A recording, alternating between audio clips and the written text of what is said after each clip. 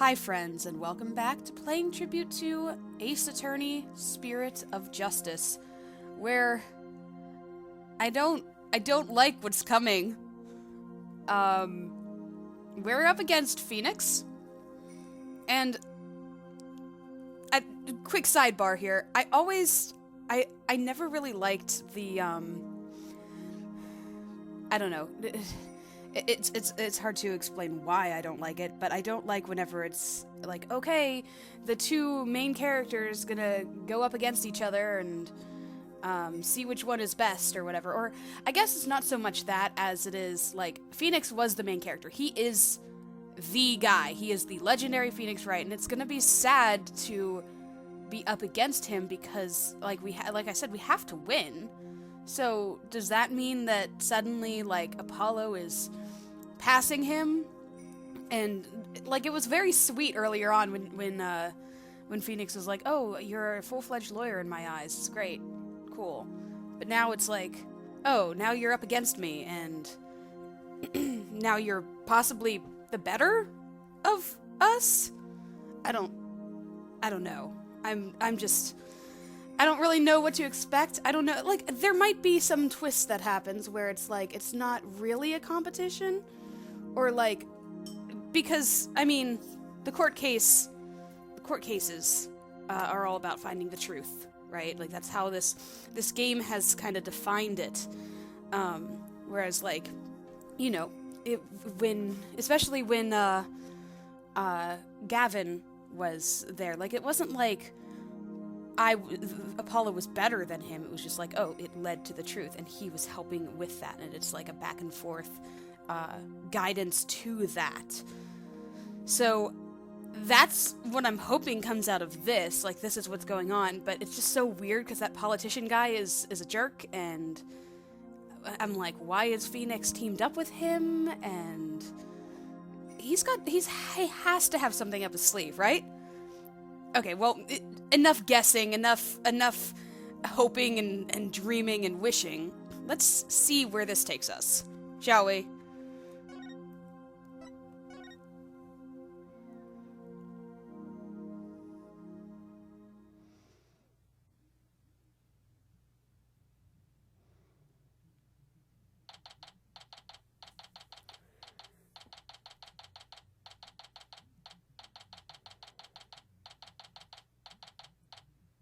If we're the defendant, what does that make the...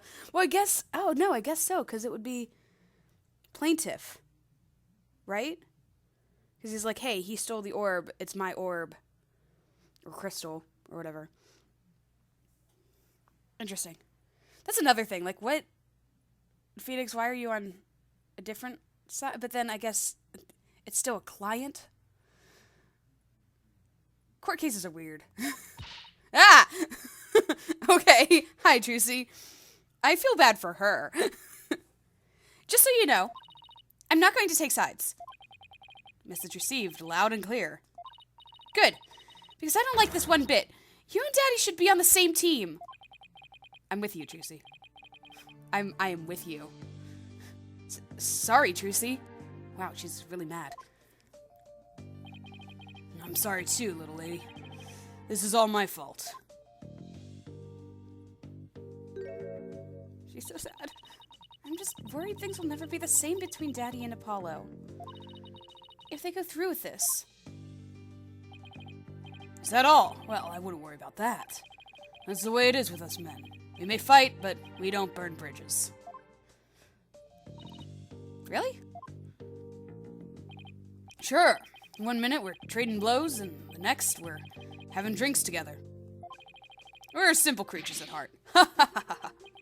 I do remember hearing once about, like, the difference between boys fighting and girls fighting. It's like, boys will, like, punch each other and get all, and then, like, the next minute they're best friends. While girls are a little meaner. And they'll just, like, they're more verbal with their fights and holding grudges. I sure hope you're right. Sorry I'm late, Apollo. Athena! We haven't seen you all day!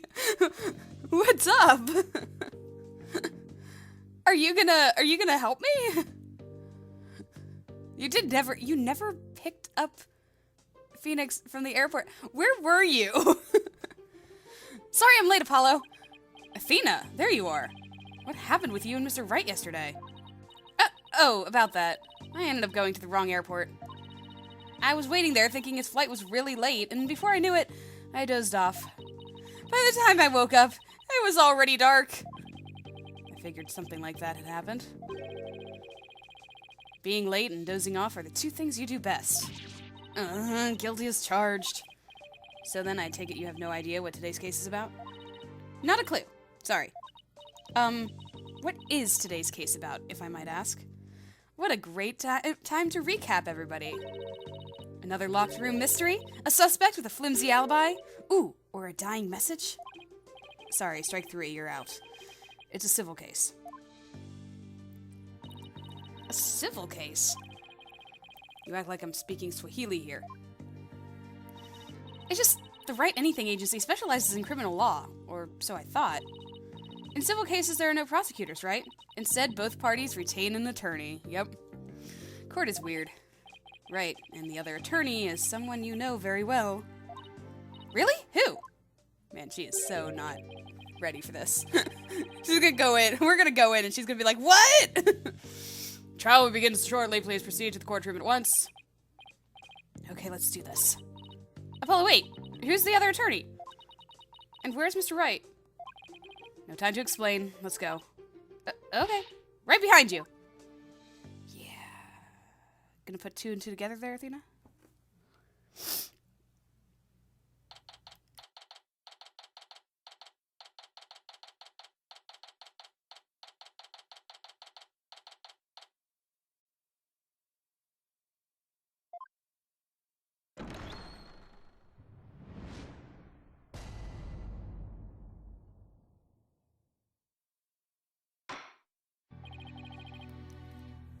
Court is now in session.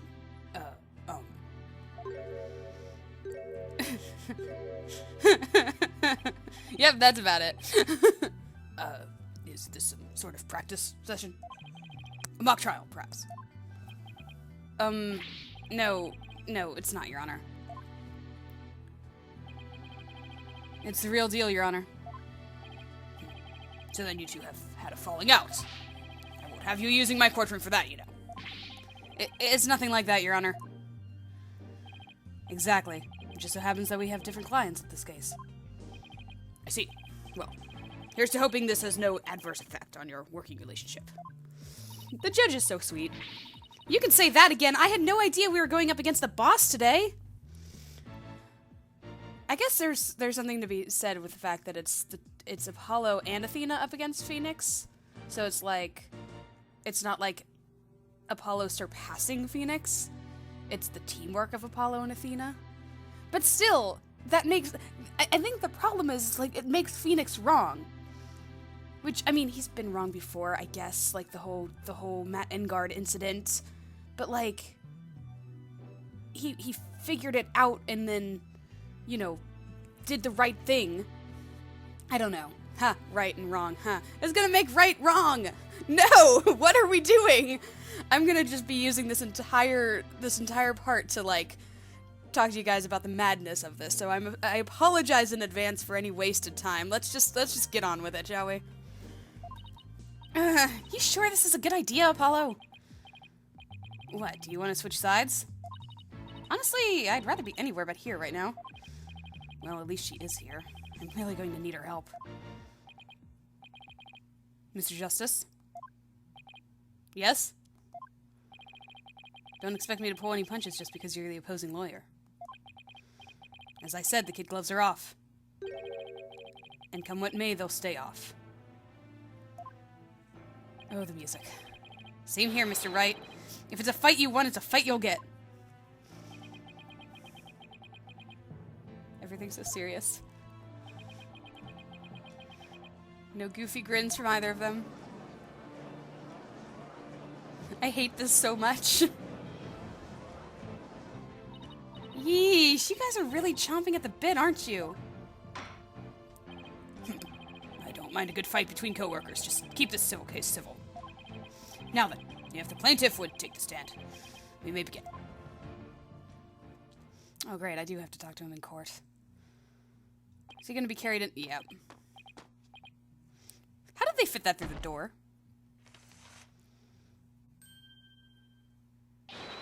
Noble judge, members of the gallery, good day to you. I am politician. This is but the start of my epic campaign, and you all have the honor of witnessing it. I believe in the youth of this country I believe the youth of this country are our very future. Too long have they been looked down upon and given the cold shoulder. So, to them I say, ask not what you can do for your country, ask what you can do for me. Mr. Titian, what is that crazy contraption you're riding? It's my custom-made election-winning campaign mobile. Mobile. Mobile? I think that's what it was. all of the ways to pronounce that word. Custom-made election-winning campaign mobile. Beautiful, isn't it? You're at a witness stand, not a campaign podium. So come out of there this instant. Is he actually going to leave? What? How? Oh. Huh. Alright, now, with the plaintiff's attorney, Mr. Wright, please explain the complaint filed against the defendant. Oh man, it's like a prosecutor's opening statement. This is so weird. Wait. Hold on. Didn't they say earlier that Edgeworth was around too? Huh. There's so many things going on in this particular case. This is such a weird start to a episode, I guess. Mr. Titian's complaint against the defendant is simple. The defendant, one Dirk Sadmati, stole my client's family heirloom, the crystal of Amy Faye. Mr. Titian merely seeks its return. This wouldn't have happened if that archaeologist hadn't kicked the bucket. I see.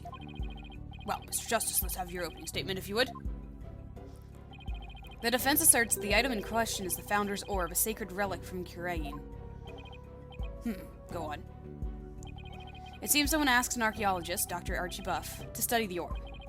Dr. Buff determined that it was a Curainese...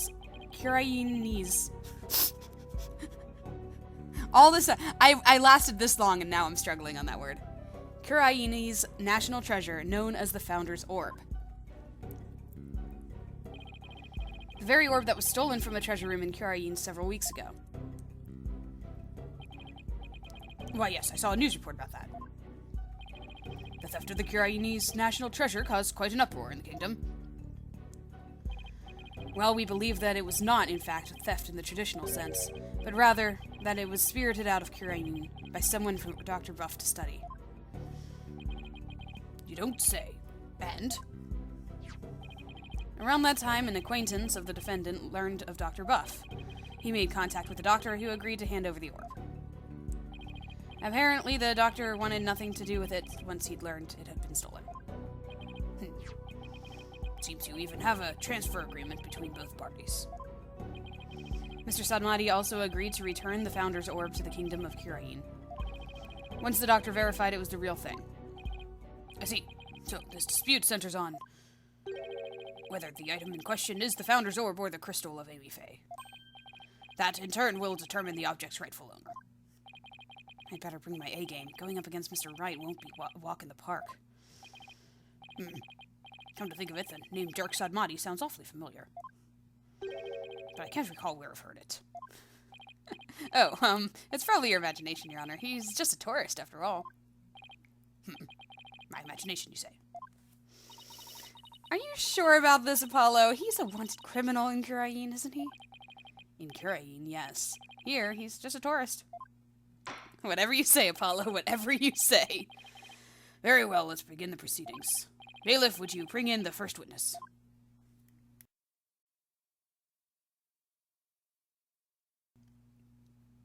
Is that Emma? It is Emma. What does she have to know about the orb? Emma? Show some manners. We're in court. I know, it's just... This is a civil trial, so I was surprised to see a detective take the stand. Me too. I had her do some digging on Dr. Buff. What for? You disappoint me, Apollo. First, you know I'm not just a detective. I'm a forensic scientist. Do try to remember that. Second, you owe Mr. Wright an apology. After all he's done for you, you have some nerve. First, I'm sorry, and second, I'm really just trying to do my job. You'll never get anywhere with that attitude. Take some advice from someone who's been there. Why do I feel like I'm on trial here? Like I'm on trial here? Probably was the inflection of that. Detective Sky, your testimony, if you please.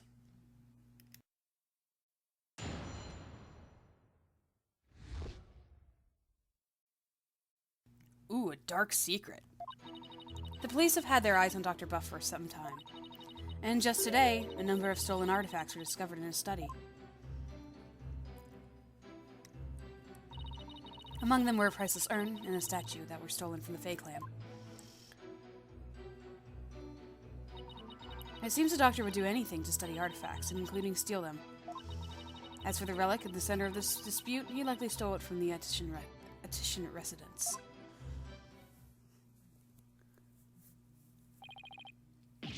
The Doctor is a thief? Why am I just hearing about this now? Well, cat burglar isn't something he'd put on his resume. He's more careful than that. But the fact is, he was a classic treasure hunter. A treasure hunter, huh? Like people who have thrilling adventures in exotic places, risking life and limb for glory? I doubt Dr. Buff was the star of his own hit movie series, Athena. Out of respect for the dead, I will say that Dr. Buff wasn't doing it to get rich. Apparently, he only wanted to borrow artifacts to study them. He would then return them as soon as his research was finished. According to the Doctor's child, he would even repair or restore some of the artifacts he stole before returning them. He believed he was honoring the dead by discovering their history through artifacts. But whatever lofty ideals he held, it makes no difference. Larceny is larceny. Yes, he certainly sounds no different from a regular thief to me. So let's say for a moment that the Doctor really did moonlight in stealing artifacts. Might he not have stolen the Founder's Orb in Curine and brought it back here himself? Nope. There's no record of him traveling overseas over the past few years. Plus, he couldn't very well leave his reclusive child at home all alone. Then this really must be the crystal of Amy Faye. Yes, he stole it from the Attition residence, probably so he could study it. This is the left hook I did not need. I bet you never saw that coming, Apollo. Yeah, when Mr. Wright said the kid gloves were off, he wasn't kidding.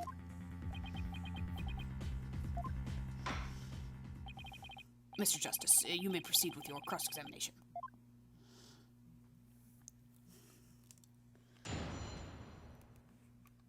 Am I proving that he's not a thief? Like, what if somebody else stole things and gave it to him to study, like is being claimed for this particular orb?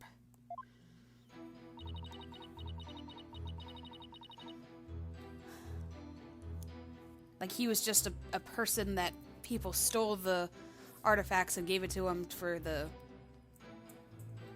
you know, for him to, like, study and what's it called? Whenever he assures that it's the real thing, right? So, and then they get it back, and maybe the Founder's Orb, he had a change of heart or whatever about all of this, and was like, I don't want to keep stealing things anymore, or keep studying stolen things anymore. So I'm gonna give it back to who it rightfully belongs to, or something. I don't know. Hold it! Authenticates. That's the word I was looking for. How exactly did Dr. Buff arouse the suspicion of the police, anyway? Chalk it up to good old-fashioned sleuthing. After investigating countless artifact thefts over the past years, the police finally zeroed in on him, and the Doctor became their prime suspect. A number of those artifact thefts occurred in Curine Village, too, if I might add. And they started right around the time the Doctor moved there. But he was never arrested. I take it there was nothing concrete linking him to a crime? No, which is why we were never able to get a search warrant in the first place. It's hard to arrest artifact thieves unless you catch them red-handed. Still, the police had him under constant surveillance.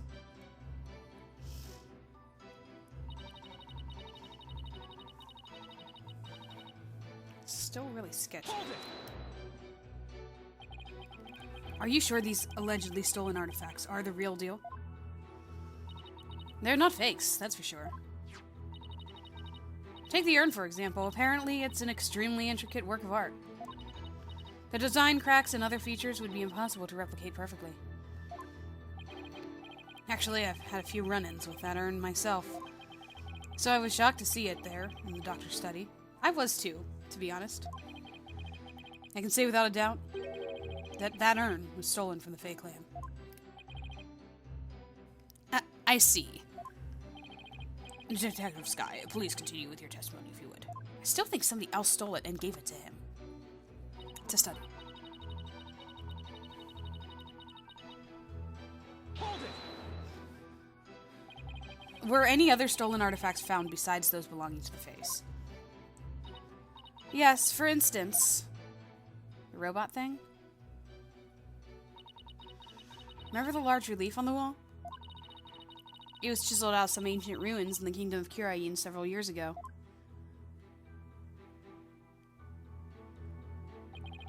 Chiseled out? Didn't that damage it? Well, he did restore the parts that were so faded you could barely see them anymore. It seemed he intended to return it someday, so one could say his intentions were good. But that was in the Kingdom of Kurain. So how did he get that? The good intentions are not get-out-of-jail-free card. That's a fact. If I might add, with respect for the deceased, the quality of the restoration was apparently exceptional.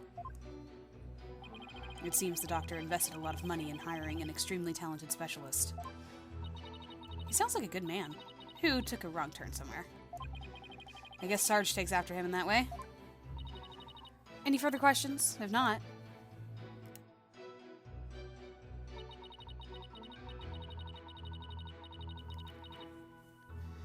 Hold it!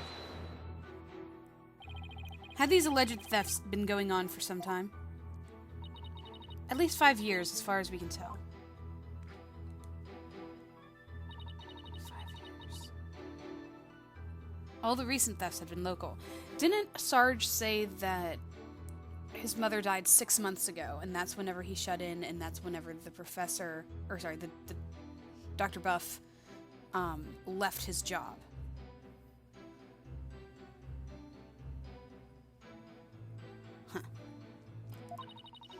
But before moving to Kurain Village, he had been stealing from ruins around the world.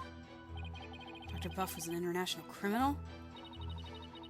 This data lends itself to but one conclusion. Dr. Buff was a thief.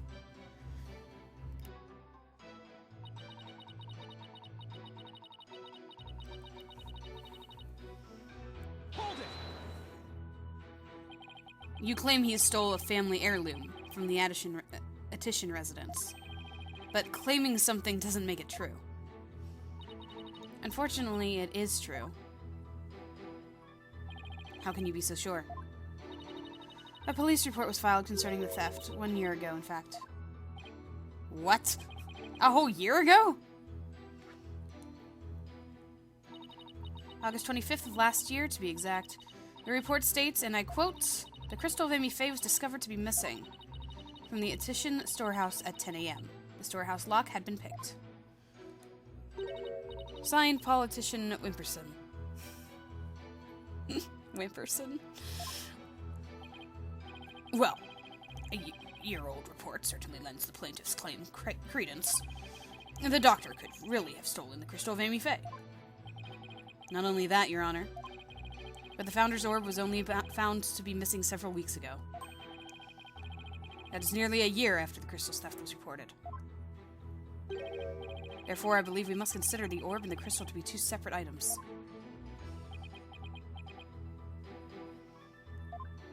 Too bad nobody knows what the orb looks like. Politician Wimperson? Not the most awe-inspiring tail end, is it? I can see why he cut it. Not that he inspires confidence without it. Still, I'd probably do the same in his shoes.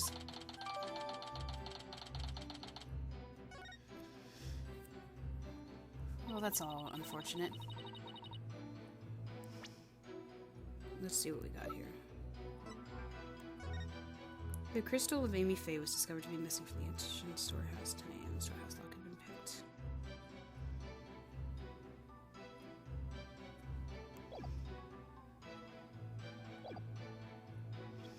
A police report was filed about the crystal's theft a year ago, but the theft of the Founder's Orb was only reported a few weeks ago.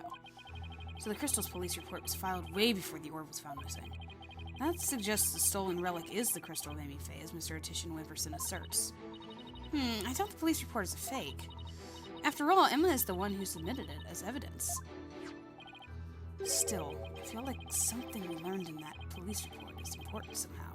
That the lock was picked? That it was 10 a.m.?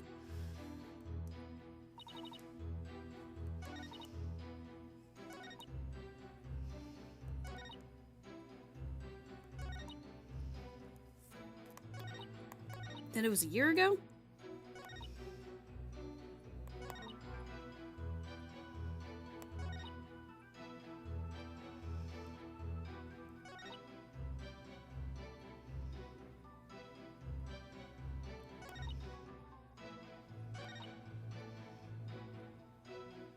I'm still wondering why it's a family heirloom if it's the crystal of Amy Faye. That's all I'm saying.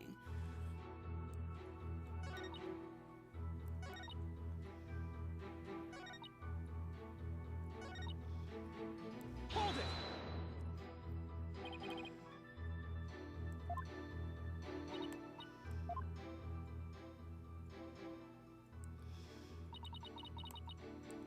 If...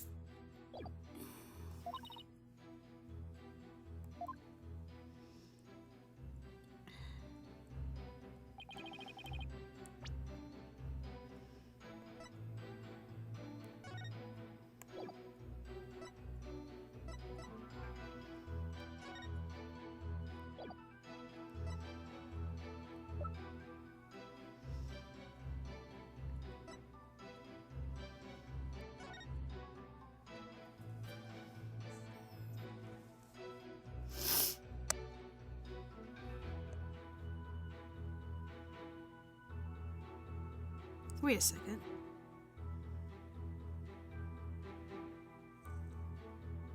No, wait. What?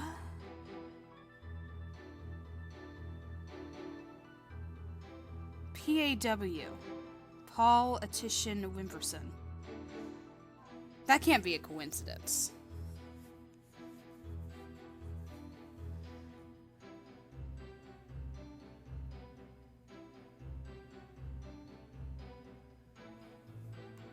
Something to have in my back pocket there.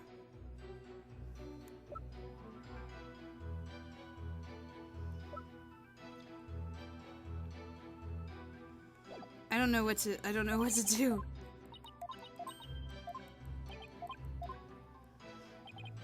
I don't have anything to present.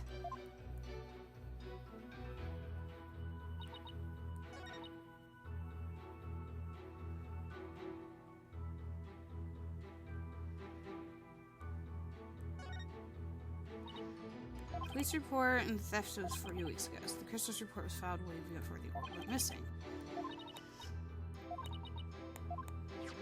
I feel like something we learned in that police report is important. It might be the name.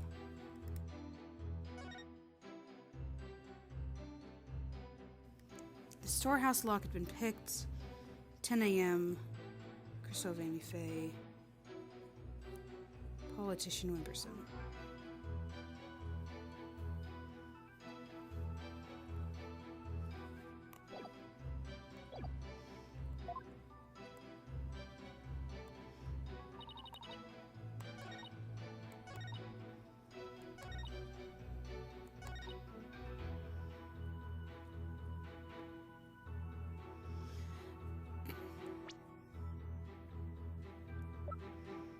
I don't necessarily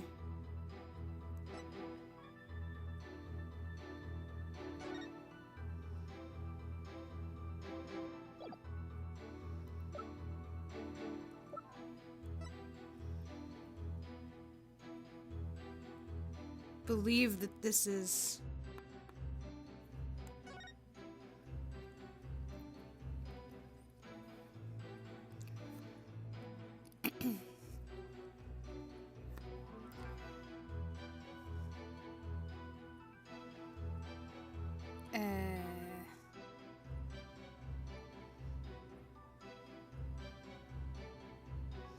I mean, that can't... What do I don't know what I would present, though. Like, everything... Nothing is... Okay, I'm gonna press everything again, just in case. Because sometimes it's like, oh, you need to press it in a certain order, or get that information in a certain order. So, let's see if anything changes here before I go crazy.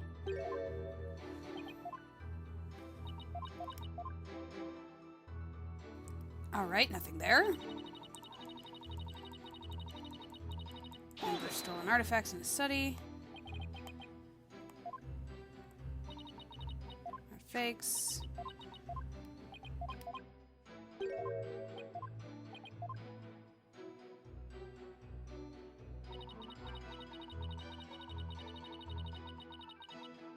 Hold it!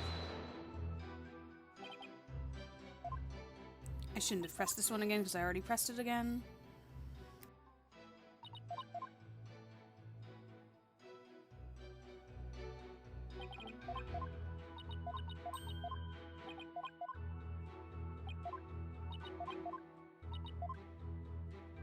Okay.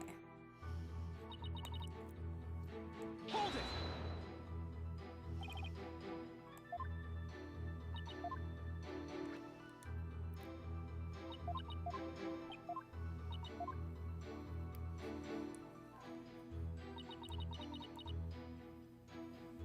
Hold it!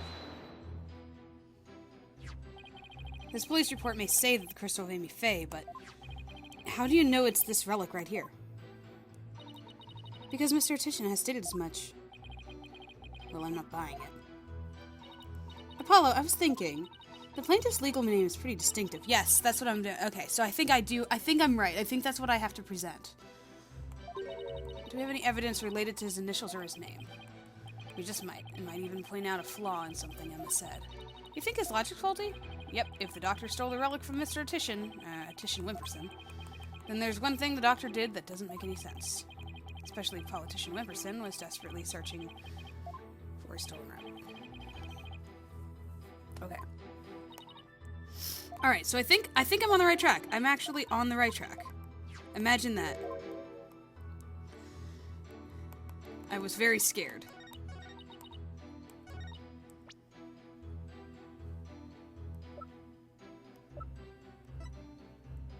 Objection! Yes! The doctor stole the relic from the plaintiff? Are you sure? Because that statement doesn't agree with a certain piece of evidence. What do you mean? Take a look at this. What about it? This contains an email from the doctor's computer. Email? In that little piece of plastic? I'm afraid I don't understand. Somebody get the judge a computer. The stick here can store all sorts of computer data. I still don't get it. Here, just look at this. Apparently the doctor was reporting his research findings to a certain individual. Now take a look at this. This is a police report Detective Skye presented to this court. You can see the plaintiff's legal name on it. Paul Titian Wimperson. I can see why he dropped the Wimperson from his name, but that's hardly breaking news. Look closer, Your Honor. Ah! His initials! Right. The plaintiff's full legal name is Paul Titian Wimperson. Now consider this. The email's recipient address starts with 3 letters. P-A-W? Ah! Don't tell me. Oh, but I will anyway. The individual who hired the doctor to study the disputed item is none other than Politician Wimperson. Wait, then that means... Exactly. He wouldn't have asked the man who stole his family heirloom to study it. Therefore, how could this possibly be the crystal of Amy Faye?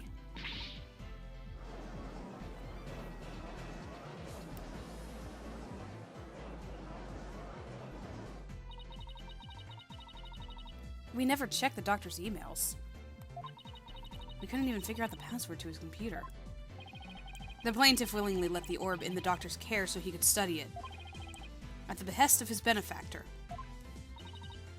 Wait, then what about the police report? Who is his benefactor? I have all the details of the theft right here. It's probably for another relic. The real crystal of Amy Faye. He's just using the report as a way to claim that our orb is actually his stolen crystal. Objection! And how are you so certain that PAW refers to my client's initials? Maybe the email's recipient was a dog lover. Perhaps. So let's get to know your client a little better, shall we? Mr. Politician Wimperson? Oh, he walked. I suppose shutting down detractors is all part of a politician's job. Answer me this, Mr. Etition Wimperson. Oh, your birthday. Because it would be,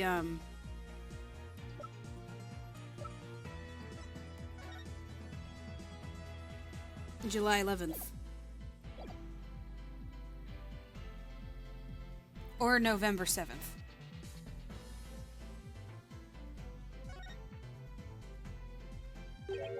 What is your birthday? My birthday? It's July 11th, but what's it to you? Oh, I see. You can address birthday gifts to my office. But, full disclosure, I only accept gifts valued at 1,000 or more.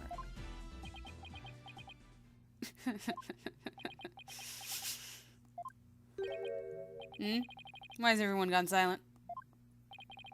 How can anyone be that self-centered? Oh, right, politician. Did everyone hear that?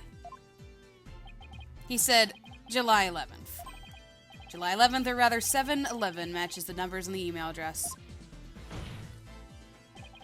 Both a name and birthday are a match. I hardly think that's a coincidence. Wait. Why, you sneaky little. Looks like someone finally decided to join the conversation. Would the plaintiff care to explain? I would like to say that is quite what? Quite a thing you've said. Need a speechwriter there, buddy? Any other thoughts? No further comments. I stand by my previous statement. Hold it! He just walks away. You can't just walk away! Even politicians have to explain themselves in a court of law. I'm afraid I simply don't know how it happened. I can't possibly explain matters outside my purview. Perhaps it was a mistake on the part of my secretary? Oh, no you don't, you slippery eel. Mr. Wright, would you care to respond?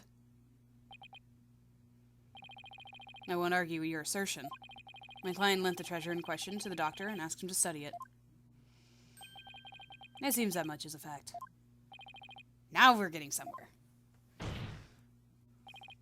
However, it has no bearing on the issue of ownership. How so? Mr. Etition, I fully understand your position here. You had to hide the fact that you sent the crystal out to be studied. Your family would have been very upset if they had found out. It's a family heirloom, after all. You've got to be kidding me. Mr. Wright is, well, right, of course. But then he always is. That's why he's my lawyer. The crystal is a precious Etition family heirloom and has been for centuries. But Dr. Buff was so eager to study its proud heritage, I just couldn't say no. I didn't even tell my grandfather. Objection! But in order to win the backing of your so-called benefactor, you were going to give what you claimed to be the crystal of Amy Faye to that person? You were going to give a precious family heirloom away, just like that. I was going to explain everything to grandfather later, honest. My client's grandfather is very proud of his grandson for following in his footsteps, and if refusing him would have meant dashing the dreams of his darling grandson, I doubt the kindly old man could have said no. Well, grandchildren are meant to be spoiled. That's what grandfathers are for. Your Honor, please. I mean, it's been in the family for centuries. My grandfather thinks highly of my talents as a politician. That's why he entrusted me with this very important name placard today. Placard? Placard? Placard? Placard.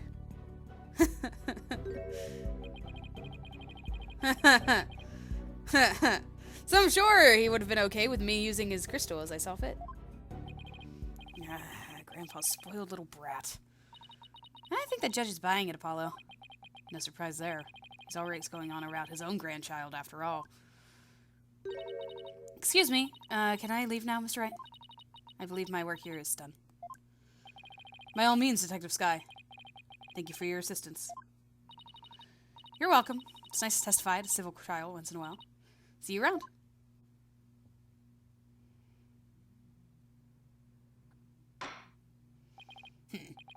Seems the facts have changed somewhat. Mr. Attition Wimperson apparently lent his family heirloom to Dr. Buff. Mr. Justice, how would the defense like to proceed? Let me look at this thing again. Because when... Yeah. When the dragons were talking about the orb and the agreement they had with him, they said that he found out that it was the stolen orb. And that's why he wanted to give it to him. Because he's like, I don't want any part of this. This is yours. I don't want to deal with theft. So if that is the case, then that means that Attition stole it. Stole the orb, not the heirloom. I don't know. It's how would I like to proceed? All right, now what? Apollo, let's hear what they know about the so-called Crystal of Amy Faye. Maybe we can find some inconsistencies in their statements. Right. Okay then, Mr. Wright, if the item in question really is an Attition family heirloom, then let's hear all your client knows about it. Of course. Mr. Attition Wimperson, please tell the defense everything you know about the crystal's origin. All right, now then, listen and learn. This is the tale of the Crystal of Amy Faye, and the illustrious history of the Attition clan. Are you ready? Our story begins back in the old country, when the Attition family reigned supreme.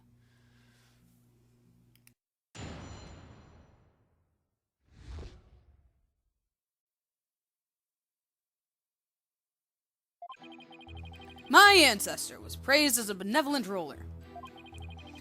He protected the spirit mediums, a minority back then, from the rest of the locals. I think it's still a minority, but okay. Some discriminated against them, you see, while others tried to abuse their power. As thanks, Amy Faye gave the crystal she had specially made as a gift to him. I am a descendant of that great lord.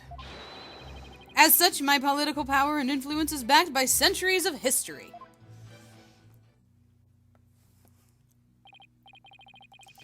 Well, that devolved into a great load of self-aggrandizing propaganda fast. As you can see, the Crystal of Amy Faye is an heirloom of the esteemed House of Attition. And you have proof that it has always been in the Attition family. I have someone who gave a statement to that effect. My client's neighbor, one Ives Shinido, age 85, gave the following statement. The Attitians showed me the crystal back when I was but a lad. Objection! Can we really trust the memory of an old man? Mr. Justice, would you care to explain that statement to the judge? Oh, no. I didn't mean... What I'm trying to say is, never underestimate the memory of your elders. I may forget my verdicts the next day, but the memories of my past are clear as day. Therefore, I find Mr. Iveshnito's statement to be perfectly credible. Wow, did you see how Mr. Wright got the judge on his side? That's definitely a trick I want up my sleeve. You're not helping, Athena. You may cross-examine the witness, Mr. Justice. That was great. I enjoyed that very much.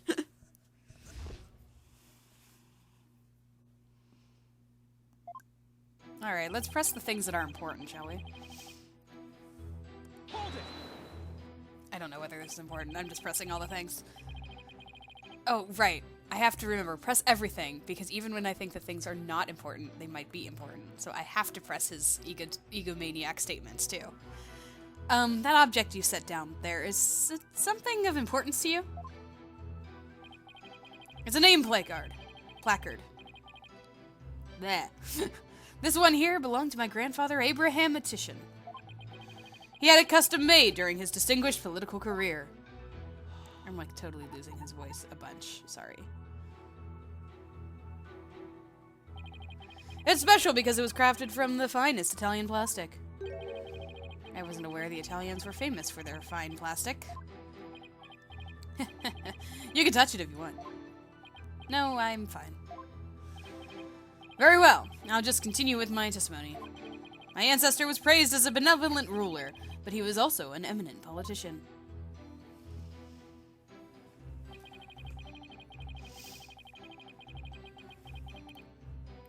Hold it!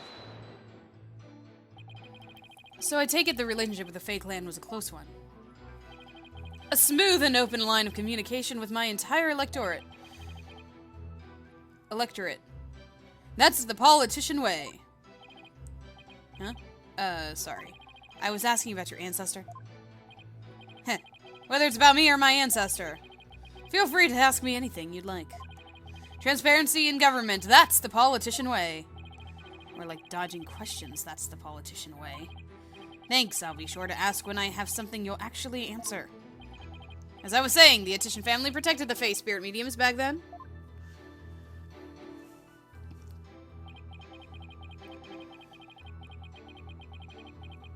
Hold it! Spirit mediums were targets of discrimination? Yes, some people even treated them like they were monsters. The transformation the mediums underwent when channeling spirits frightened the locals. And then there were those who tried to use them. You mean they sought to control the channeling powers of the mediums? Discriminating against minority is absolutely despicable. A vote for me is a vote to end discrimination. I vow to root out wherever it may be. That's my promise to you. He's totally ignoring your questions. It's like you're a moderator at a political debate. Yeah, only he cares about what his talking points. As thrilling as your campaign is, could we please get back to your testimony? Heh, as you wish. Now then, as for the Crystal of Amy Faye.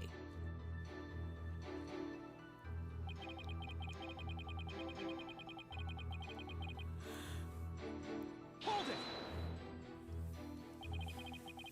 You said she had it made, so then it was made in Japan? That's right. They say she hired a famous craftsman to make it. And they say it's quite valuable, too. And you were going to take such priceless family heirloom and just give it to your patron? Heh, that's so typical of your ignorant common types. Making difficult decisions when the chips are down is what being a politician is all about. Who is his patron? But only when it's in service to your own political career, you mean. The crystal is a testament to my ancestors' remarkable achievements. And furthermore,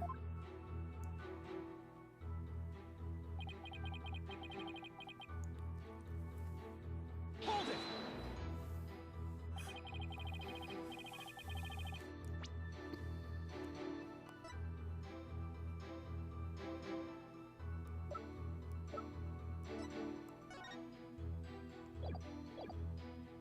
so tell me, Mr. Attition Wimperson, are you famous in Curian Village? You could say that, but I find my popularity to be rather bemusing. Bemusing. Yes, my campaign posters keep going missing as soon as I put them up. My avid supporters and female fans are likely taking them home to hang in their bedrooms. I don't think that's what's happening with them. I guess ignorance really is bliss. All this only proves my fine lineage.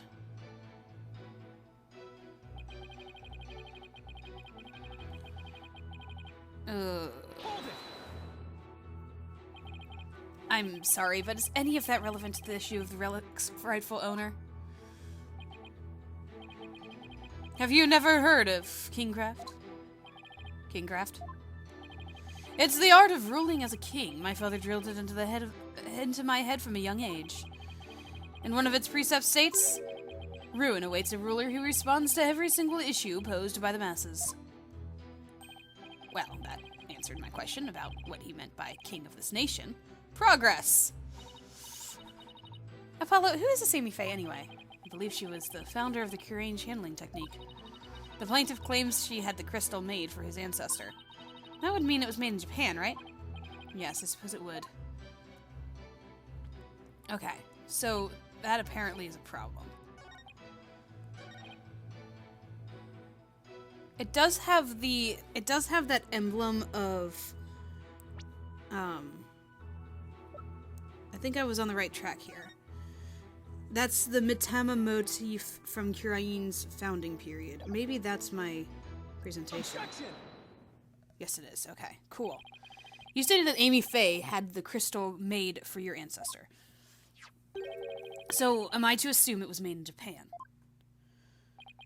That's right. The craftsmanship is unbeatable. Well, that's strange. I don't see how your so-called crystal could have been made there. What are you talking about? It's quite obvious if you take a closer look at this. Right here. Take that! Take a look at the distinctive design here. According to Dr. Buff, it's a Mitama motif, dating back to the early days of the Kingdom of Kurain. The Kingdom of Kurain, And you'll base this on. Here. This piece of evidence, Your Honor. These are the doctor's research notes on the Founder's Orb. This is the box in which the orb was originally stored. It features the same pattern as the one found on the orb. They do look like the same pattern. Therefore, I assert that the disputed item must have been made in the Kingdom of Kurain. Eat my placard! Objection! Placard. Why do I keep pronouncing it like that? The Kurain channeling technique originated in the Kingdom of Kurain. And Amy Faye is known to have traveled there to train. With that in mind, what's to say she didn't bring that pattern back with her? Objection! But since this is clearly a Kurainese design, not even you can deny the possibility that it was made there, in the Kingdom of Kurain. Objection! Anything's possible to some extent. That doesn't make it true. So you can't conclude that the orb is from Kurain based solely on that pattern. If it were that simple, I could just as easily say it's Japanese.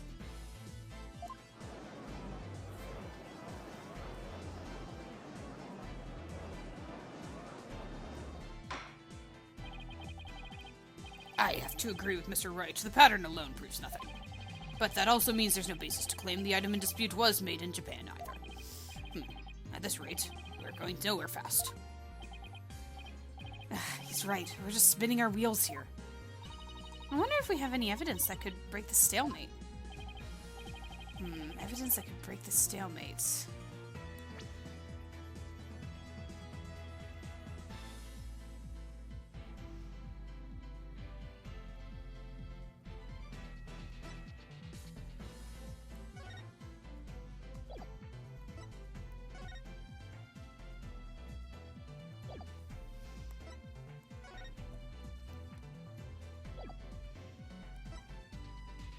I don't think those are going to do anything for me.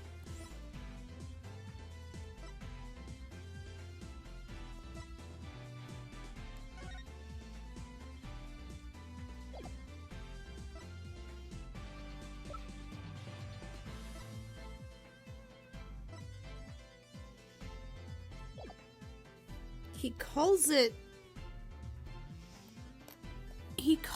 the Founder's Orb.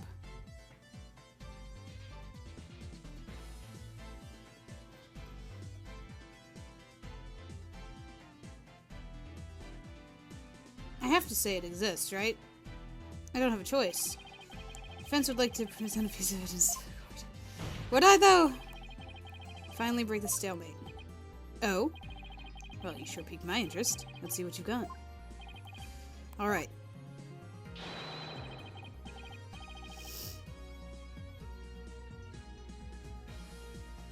That was dumb.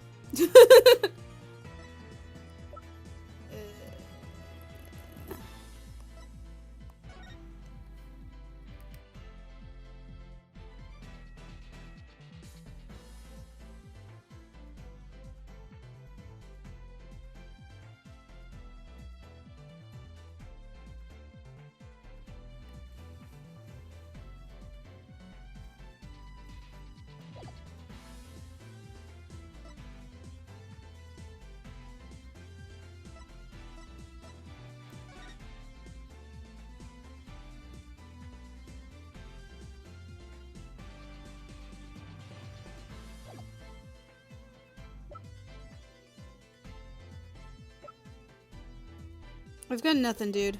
Except that it says... He said that it was the orb.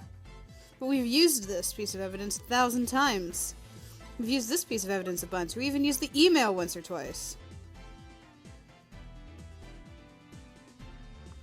What is gonna prove that it's the Founder's orb?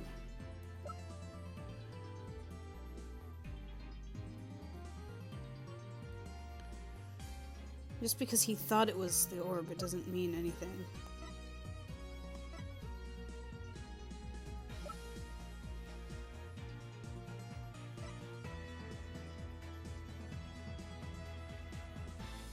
Take that. I got nothing. Nothing. It's fine. It's nothing.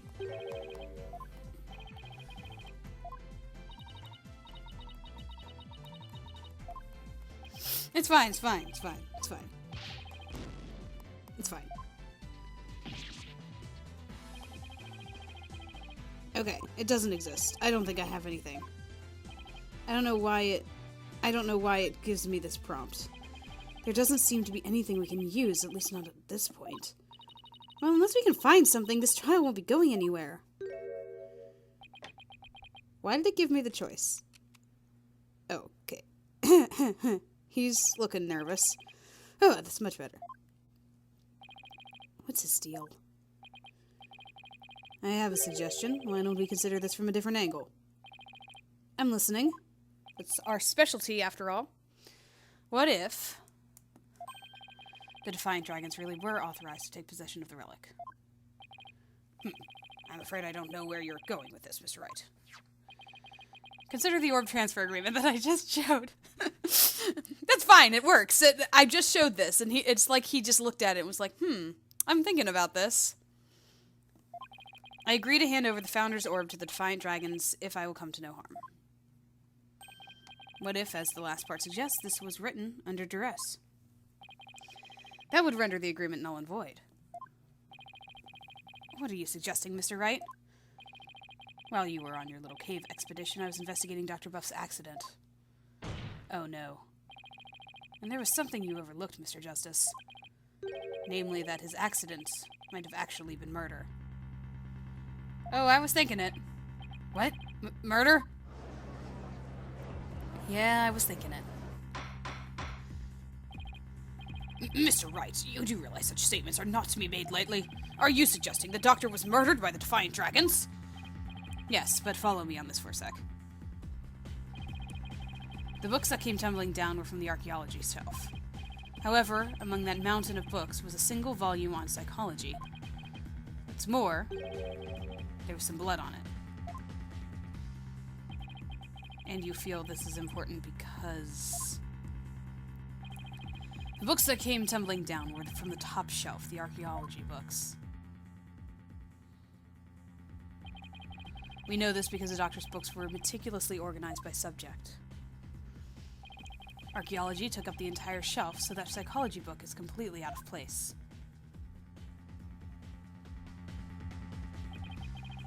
Come to think of it, the shelves were arranged quite carefully. It's also worth noting that psychology books only take up a tiny part of the bottom shelf. You might wonder why a book on psychology was found amid the pile of archaeology books. but I believe I can explain what that single out-of-place book was doing there.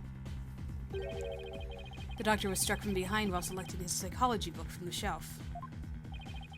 And that's when the blood got on the book? Precisely. And to make it look like an accident, he was buried under a mountain of archaeology books. Objection! Oh, wait a second. This is all just speculation, right?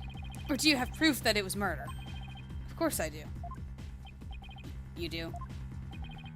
On a hunch, I had Detective Skye examine the doctor's head wound. She found that he'd been struck by the corner of some object or another. Wait, what? A wound like that couldn't have resulted from a fall to the floor, you know. Do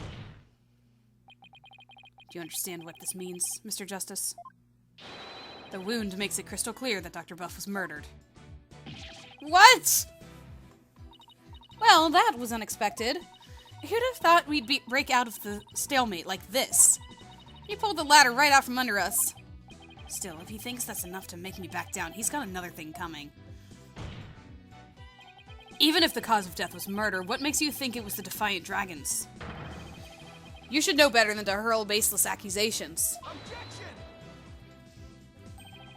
Did you forget who you were up against, Mr. Justice? Huh? You didn't actually think I'd come to court without witnesses and evidence, did you? What are you talking about? I would like to request further testimony from the plaintiff. Specifically, I would like the court to hear how he saw one of the rebels leaving the crime scene. He saw what?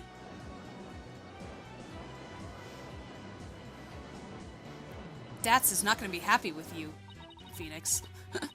If he can prove it was murder, that's the end of our client's right to the orb. Did he have this up his sleeve the whole time? How could Mr. Wright do this to us? He was just waiting to spring this trap.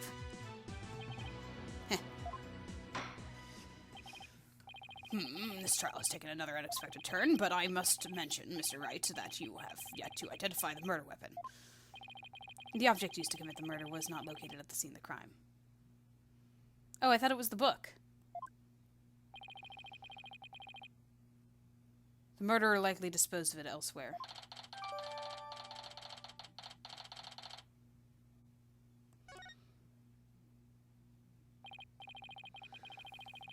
Oh, he grabbed the psychology book and was hit over the head. That's why... Okay, I see. Alright, so the psychology book that he grabbed is the one with his blood on it. Well, I never thought we'd be deliberating the issue of murder at civil trial. Alright, Mr. Titian-Wimperson, your testimony, if you please. Love how he keeps walking back and forth. Prepare to be dazzled. Dazzled by charismatic oration forged in the crucible of campaign battles. Nobody likes you, dude. Pulls her down. That evening, I was walking alone, lost in thought. I passed by the doctor's house, and that's when I saw Mr. Rebel. He was running out the front door. It was around 10 at night. Surely that must have been him fleeing the scene of his crime. For me is a vote to end such violence. That is my promise to you. Okay, enough with the political speeches at the end of your testimonies. So the plaintiff saw a possible suspect fleeing from the doctor's residence, and it was within the window of the estimated time of death. That's a rebel. What in the world were you doing there then?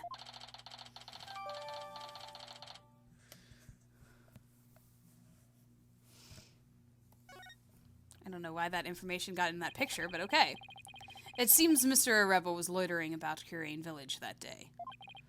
There's evidence he was in the doctor's study as well. Isn't that right, Mr. Justice? You mean the suitcase? Exactly. You must have been in quite the rush to leave that behind. Oh, and by the way, Your Honor, Mr. Rebel just so happens to be sitting in the gallery today. Ack! See? That's him trying to escape as we speak. He always takes off like a shot. Bailiff, don't let that man get away. Right, you backstabber! Why are you doing this to me? I told you he wouldn't be very happy with you. Alright, the counsel slash defense may question the plaintiff slash witness once more. Please proceed, Mr. Justice. This is getting very confusing very quickly.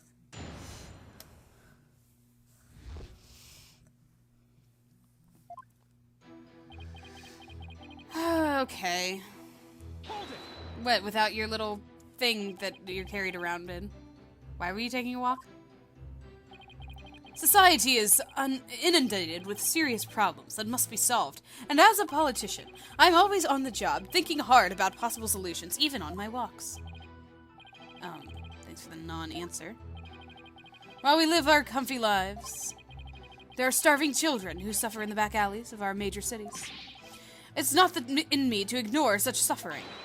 A vote for me is a vote to end hunger, and for world peace. Yes, Mr. Attition Wimperson, we are well aware of your outstanding character. Now please continue with your testimony. I can practically hear my poll numbers surging. Now, on with my speech. After all, the voting public must be informed of the magnificence that is me.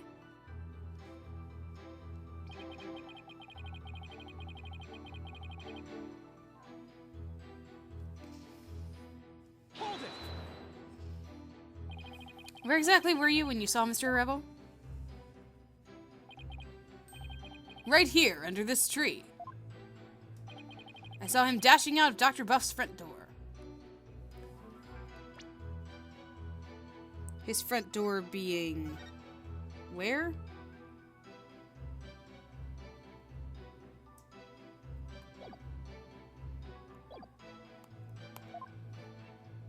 Oh. Right. The entrance is on the top floor. That's right, they did say that. And he didn't notice you? No, I was hidden behind the tree. I was hidden by the tree.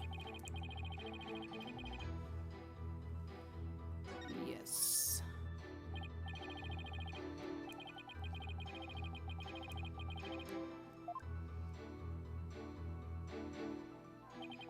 I was under this tree when I saw Mr. Rebel. Okay, so... you should have also seen...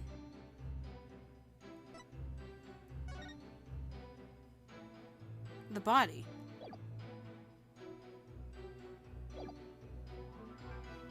Hold it! What were you doing under that tree? A lack of lateral thinking. That is the politician's downfall. What? That is why, if I'm elected, I promise to think outside the box. The question was, what were you doing under the tree, Mr. Attition Wimperson? Feh. I suppose I can't expect a plebeian such as yourself to understand my grand design. Oh yeah, try me, O Lord of Plebs. Mr. Attition Wimperson, I believe the court is well aware of your grand political vision. Now, let's have the rest of your testimony, if you please.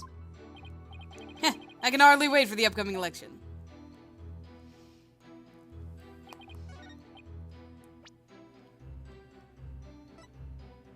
Objection! No?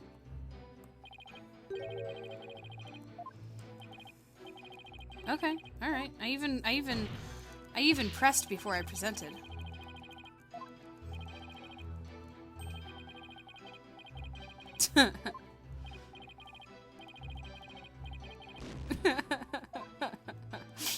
They're singing. Oh, that's great. Okay. Alright, fine. Let's just keep pressing everything, shall we? Did you notice anything unusual? Yes, his behavior was incredibly suspicious. His eyes were darting all around as he ran off in total panic. As soon as I saw that, I knew he had done something, and it probably wasn't good. Despite that, you still didn't report it to the police. Who would have thought he had killed Dr. Buff? Not me, that's why I didn't report him.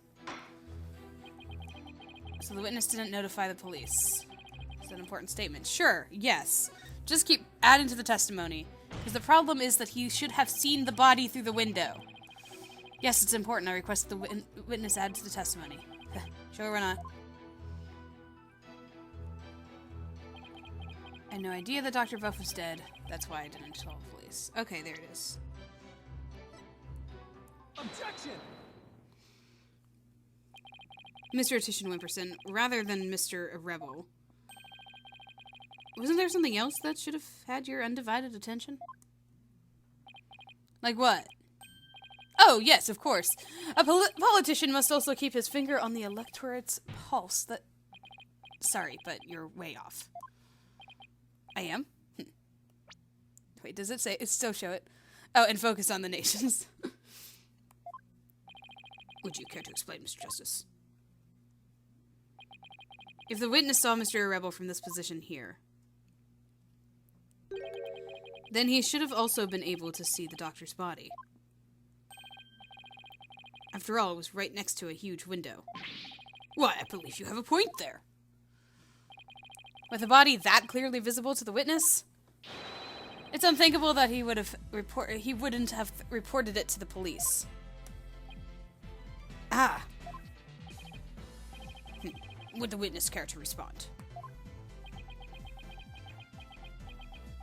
Is he sleeping?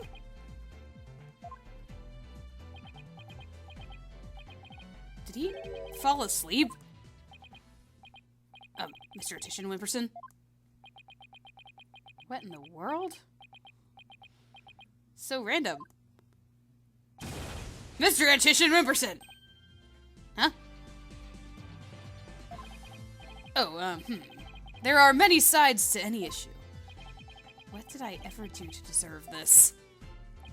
In any case, I'd like the court to acknowledge the inconsistency in the witness's testimony. Mr. Titian Wimperson, did you really see Mr. Rebel? Yes.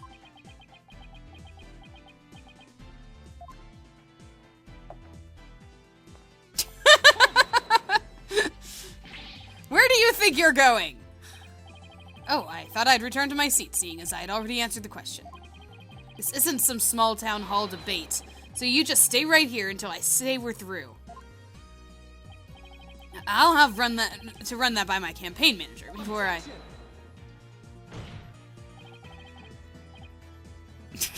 Glare. Gulp. Mr. Titian Wimperson, I think it's time for you to come clean. Huh? So then, does this mean he didn't see Mr. Rebel? As your lawyer, Mr. Titian Wimperson, I advise you divulge that matter we discussed. Silence is no longer an option. Are you sure about this? I'm in the midst of running for office. I can't afford to let any strange rumors get out. Don't worry. You won't suffer any blowback for what you're about to reveal. Blowback? I'm not sure I like the sound of that, Mr. Wright. Not to worry, Your Honor. Nothing untoward would come of this, I promise. Now then, Mr. Justice. Remember how it was an anonymous caller that reported the doctor's death? Come to think of it...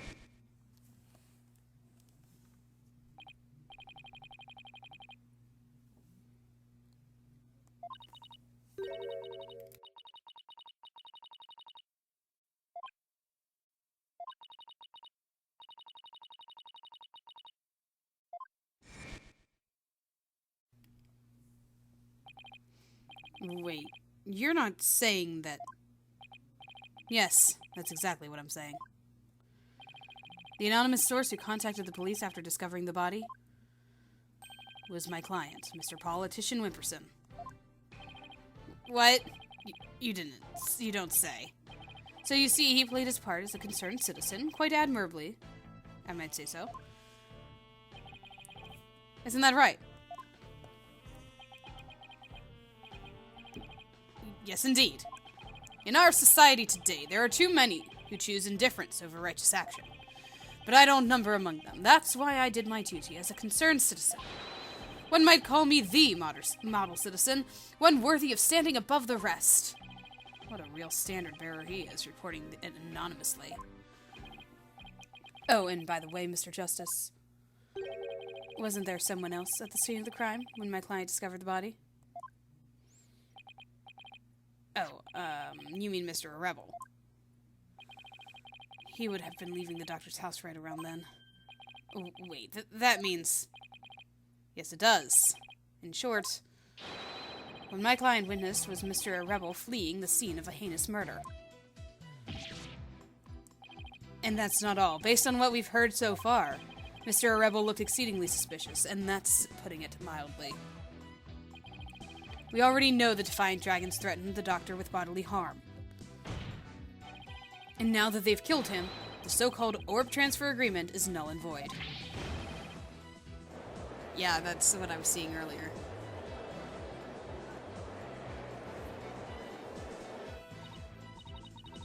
Apollo, if we don't come up with some sort of counter-argument... And what sort of evidence do you have? Can you actually prove that it was Mr. Rebel who killed the Doctor? That move had desperate written all over it. It's all I've got, so I'm going with it.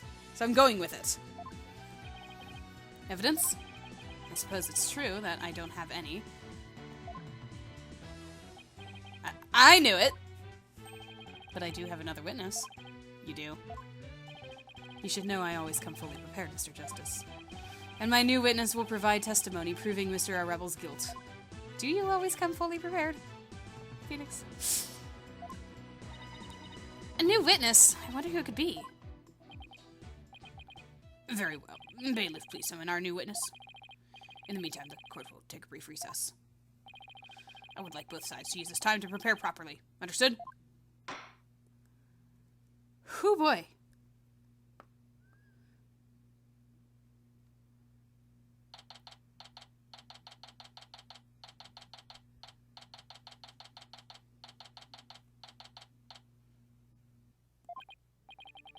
Wow, I knew Mr. Wright would put up a tough fight, but... Yeah, just when I thought we had him, he turned the tables on us. He really is the turnabout terror. We can't let him blindside us again. Looks like they've got me again. 3 times in 1 year. That's a new record.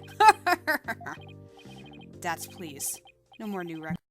Sorry about that, guys. My game just did... My computer and my game did crazy things, so... I don't think I missed anything. We'll keep going from there. That's please. No more new records or bad puns while you're at it. It's hard enough trying to help you as it is.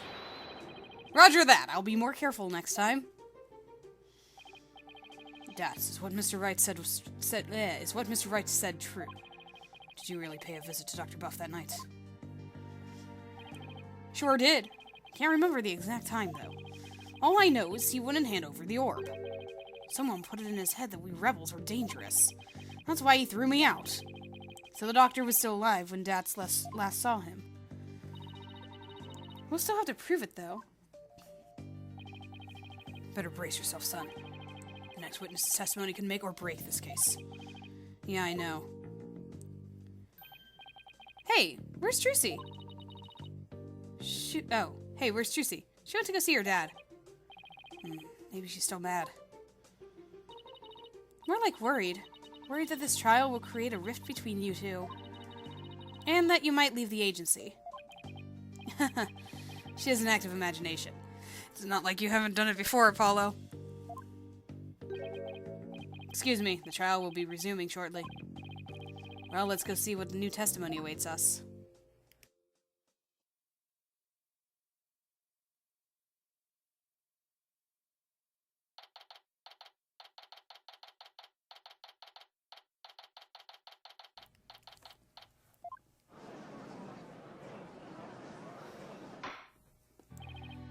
All right, court is back in session. Mr. Wright, you said you had a witness. Your Honor, I would like to call the lone survivor of the Doctor's murder to the stand. Wait, he can't mean that Sarge is here. You mean Dr. Buff's reclusive son? How did you get him to cooperate? Nothing a little persuasion couldn't handle. The poor child only agreed to help if it meant catching the killer. Getting a kid like that to overcome his fear. Now that's impressive. I don't think he's gonna be here. I think it's going to be the machine. This must be really important testimony for the kid to come out in public like this. Very well, Mr. Wright. Please call your witness to the stand. And helicopter.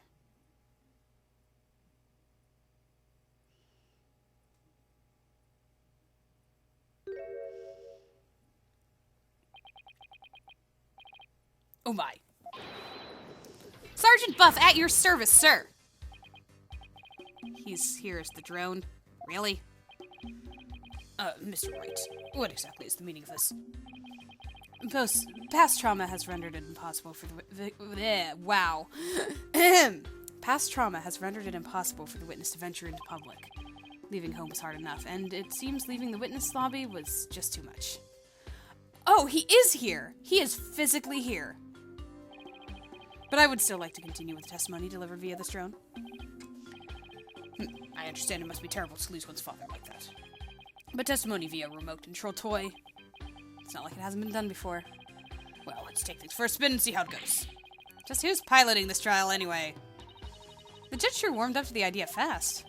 I think the phrase you're looking for is gave up. You disappoint me, Corporal Justice, to think I once called you a... I don't know what he said. It stopped really fast. Defending the man who killed Papa, that's a full treason, soldier. A comrade, okay. Full-on treason, soldier. I hereby demote you back to private. Corporal? Private? What's he talking about, Apollo? It's a long story. Nothing. Are you ready to testify, youngster? Locked and loaded, sir. Ready to rain lead down upon the perpetrator. Ha ha ha ha. Oh boy.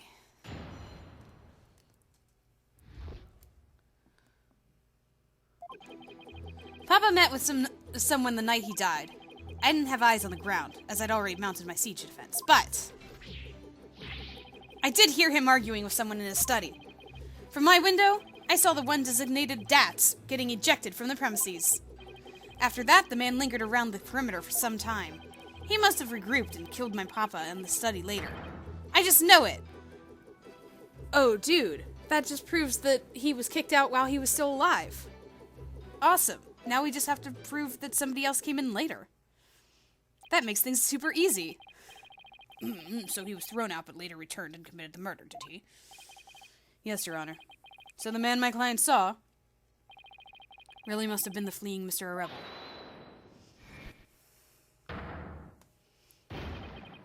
Objection! Right, you backstabbing, no good, I didn't kill no one. It's the enemy! Ready all missiles, and fire! Whoa, whoa, whoa, whoa, whoa! Ha ha ha, capitalist pig! I'll turn you into a pork stroganoff. And that's just a taste of my ultimate anti-swine weapon. Whoa, it fires missiles too? Yes, well, the witness is all yours, Mr. Justice.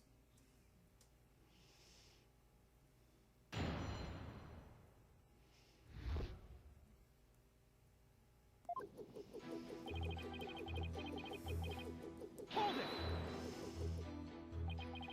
Your father met with someone. Could you be more specific? No! I was in the midst of a crucial defensive siege operation. Right. You're referring to how you don't leave your room, correct? You never know when the enemy might be lurking outside the siege perimeter. What about, school? Oh, I don't go to boot camp. I'm a soldier. Sergeant doesn't associate with rookies, still too green to fight. With a kid like this, I bet Dr. Buff won't be getting any rest in the afterlife either. It's very brave of you to come to the courthouse today. But what was that you said about a siege defense?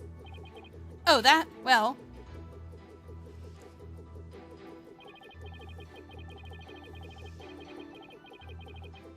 Hold it! Sarge, I've always wondered. Who or what are you battling? That's classified. Even so, it might be relevant to this case. Objection! I don't know if you're the right person to be asking about things like that. That's right, such matters need to be handled with a certain delicacy. Oh, I guess curiosity got the better of me. You're all talking no action, soldier. Out on the battlefield, it ain't the number of pretty words in your repertoire, but the number of bullets in your gun belt that counts. Easy for you to say. You're the one with all of them. Would the witness please tell this court what he saw and heard that night? Yeah, we might need Athena's help here.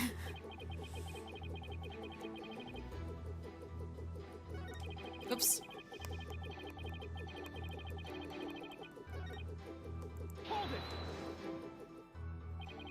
What was the argument about? I heard things like, where's the orb, and are you defiant dragons really criminals? It sounded real volatile, like a war might break out any second. So the two of them had an argument when Dats came to get the orb. Did you see or hear anything else? Yeah, I heard them arguing, and then silence.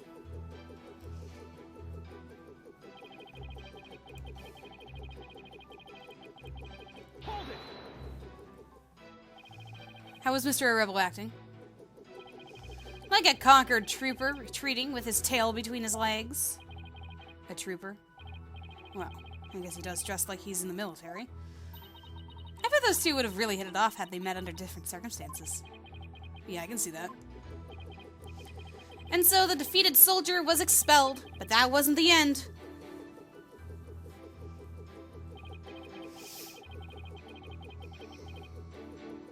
Hold it! That does seem suspicious. He kept hiding behind trees and telephone poles, and stealing glances at our house. Well, he couldn't exactly leave without the orb. I bet he was angry he'd been kicked out.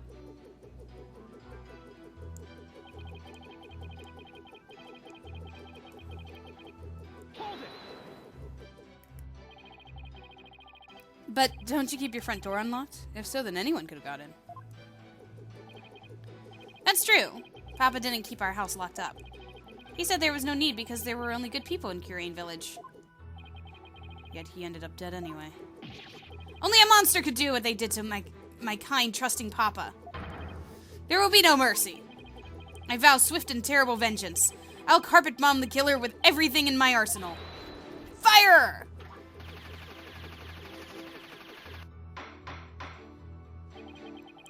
Well, I sympathize with you, witness. You will refrain from firing Gatling guns in this court. So Sarge saw Dats too. And just when I thought things couldn't get any worse. I wonder why he hung around after being thrown out. I hate to say this, but if Dats proven to be the killer, we'll lose the orb to that plaintiff. So our only option is to prove the Defiant Dragons had nothing to do with the murder. Yeah, how do we prove that?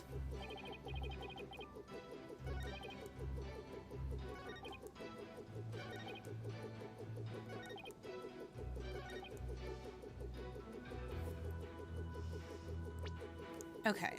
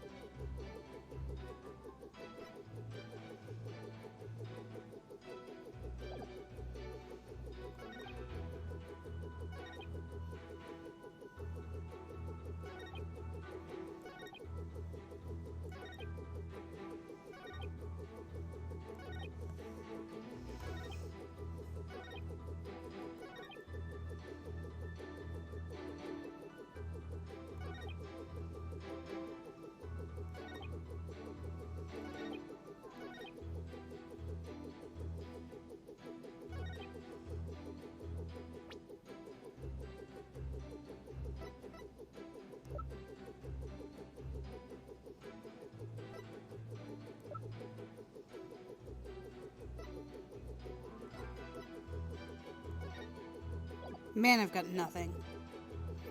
I've got nothing. He's talking about, are they really criminals, blah, blah, blah.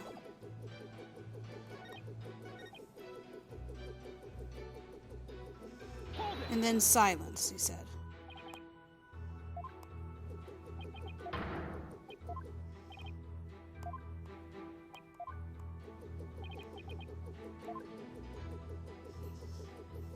Silence. ejected.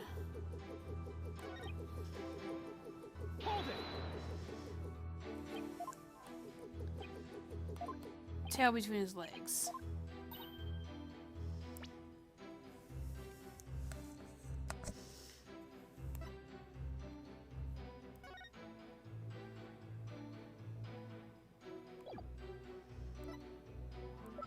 I know those glasses are going to be important at some point. Let me see here.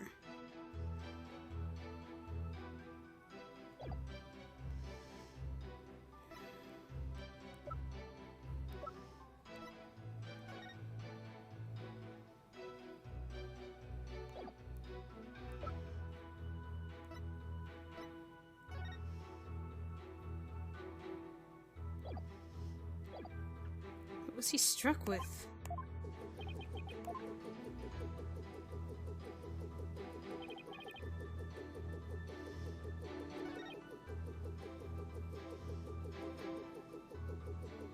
Hold it.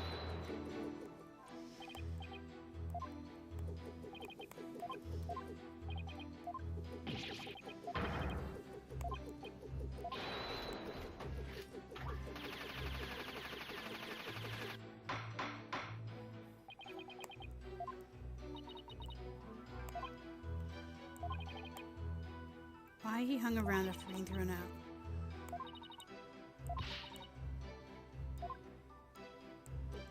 Why did he hang around? Hold it. Why did he hang around?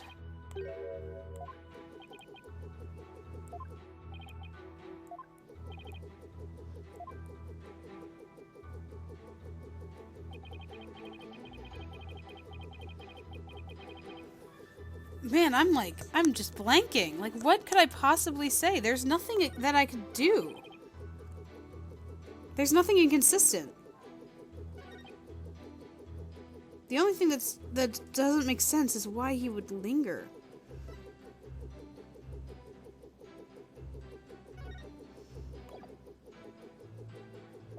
The doctor left.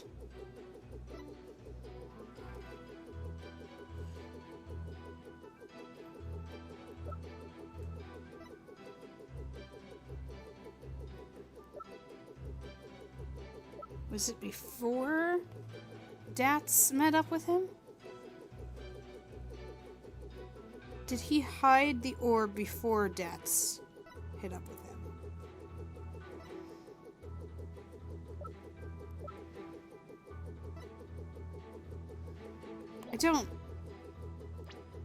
I honestly... I can't...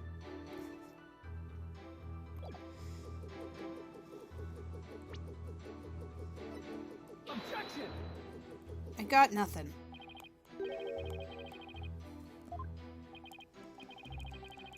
Yeah, no, it's fine. There's nothing wrong.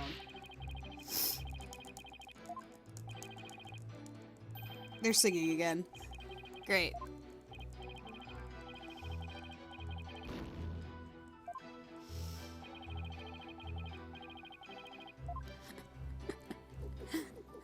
Oh boy, okay. Lingered around the perimeter for some time. Do I still the one designated Dats getting ejected from the premises? I did hear him arguing with someone in his study. The ground is already mounted my siege defense, but what about the drone? Did you not use the drone? Because I'm sure the fact that that has a camera and a microphone is important too. Oh, it worked! Awesome! Sarge, are you hiding something from me? How dare you question your superior officer like that? You want to get on this Dragunov action with Pig Boy over there, soldier? Sorry, but I'm afraid lawyers are missile-proof. What? Would the defense care to explain? It's simple, Your Honor. Just as he is able to see what is happening in court right now, Sarge was able to see what was happening in the study then. Yeah, I was wondering about that. I should have, like, put two and two together in my brain. I'm like, oh, he wasn't flying around with his drone? Weird. Yeah, no, he was. That was the inconsistency. Silly me. Instead of just wondering about it, I should actually present it. Ahem. It's fine. We're fine. We're gonna be fine. We're partway through this trial. We'll survive. With this cherished drone, of course. Ah, now that you mention it. And to think, the answer was right before our eyes the whole time. Sarge, you were perfectly capable of patrolling the study that night. So you must have seen something. I'm hit! What is this strange new weaponry you're using against me? Oh, he's sweating oil like the walkie-talkie did. Courtroom warriors don't use guns or missiles because evidence is our weapon of choice. And the evidence has exposed your bald-faced lie. My truth bomb, Sarge, has stripped your defenses bare. A truth bomb? No! Mayday! Mayday! I'm going down! Ooh.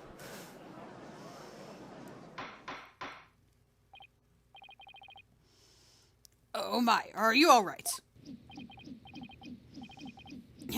Evidence. Never have I seen such fearsome ordnance. Tell it to us straight, Sarge. After all, you went to help your father, don't you? Papa. Yes, you want to find out who killed him, don't you? So please, tell us what you saw that night. It's not what you think. I didn't see anything. I swear. What is going on with you, kid? You sure? You seem awfully stressed for someone who didn't see anything. Grr! Ah!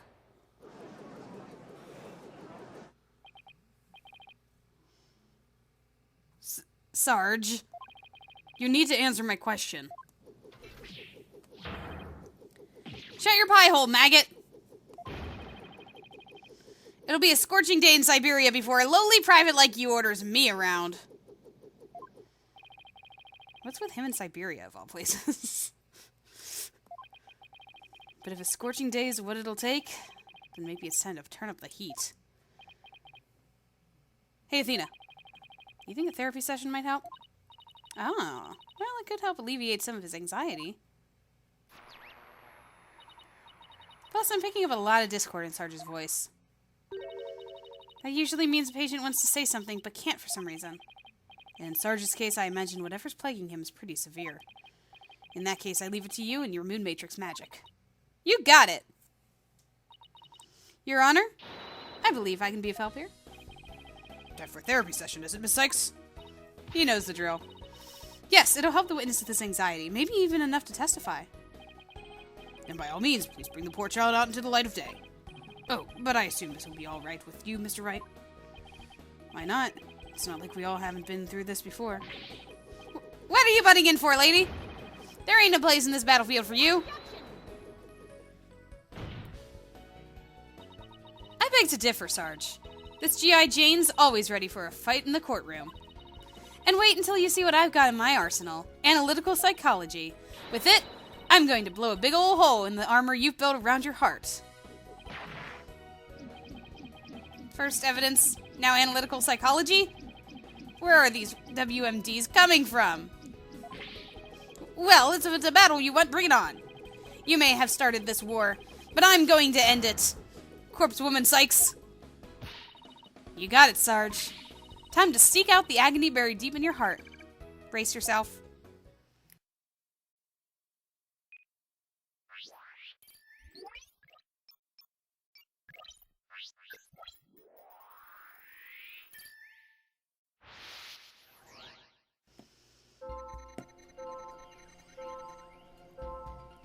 Alright, so he stayed in the room with your drone that evening, okay.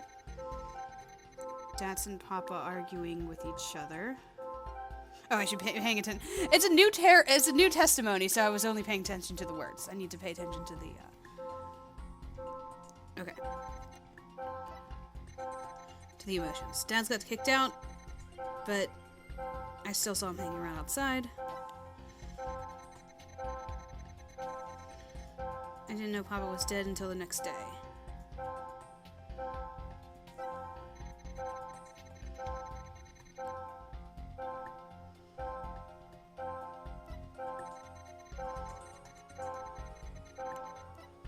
makes sense, that makes sense, that makes sense.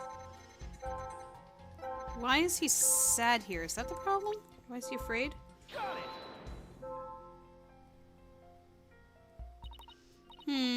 This emotion isn't that out of place, given the statement. Well, are you just looking at his emotions as if they relate to a single statement? It's really important to look at emotional fluctuation. Okay, alright, fine. Okay, so it is the fluctuation of... Because it was like, sadness, shock, So the fact that the shock is lower here than it was here?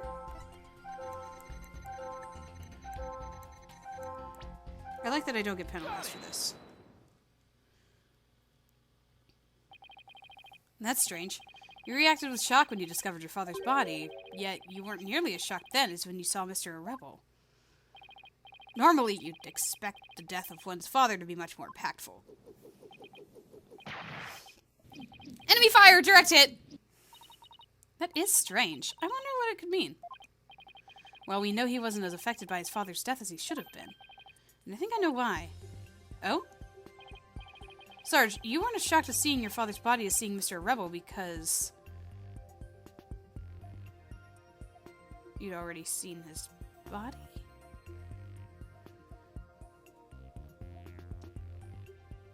Or scared of Mr. Rebel. Sarge, maybe the truth is you left your room that night? And that's when you saw it? Your father's body? I saw no such thing! Really? You didn't see his body? Alright, then what did you see?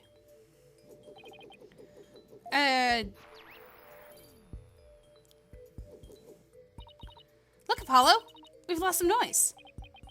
So just as I suspected, he really did see something. Sarge, please, tell us what you saw. But...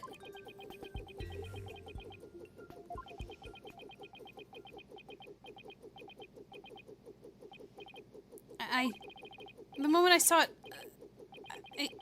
I couldn't bear it. I couldn't stand to lose yet another loved one. Huh? Am I missing something here? Is that why you weren't very shocked when you found out your father was dead? Because you had already sensed that he was a goner somehow? Maybe? Please, Sarge. What was it you saw on the night of your father's murder? I saw...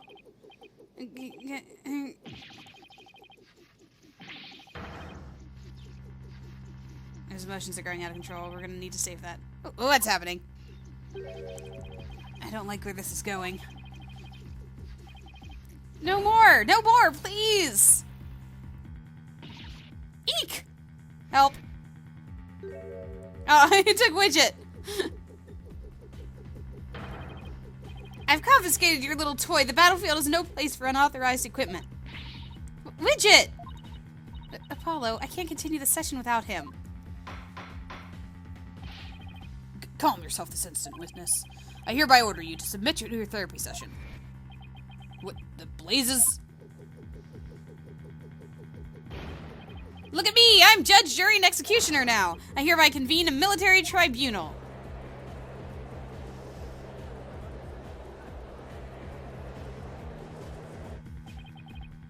Whoa, whoa, this has gone way too far. Bailiff, arrest that drone this instant. Roar! Stop resisting! Ah! If you don't come quietly, I'll fire! Give Widget back right. Ah! Eek! I love how we're just picturing what's going on right now.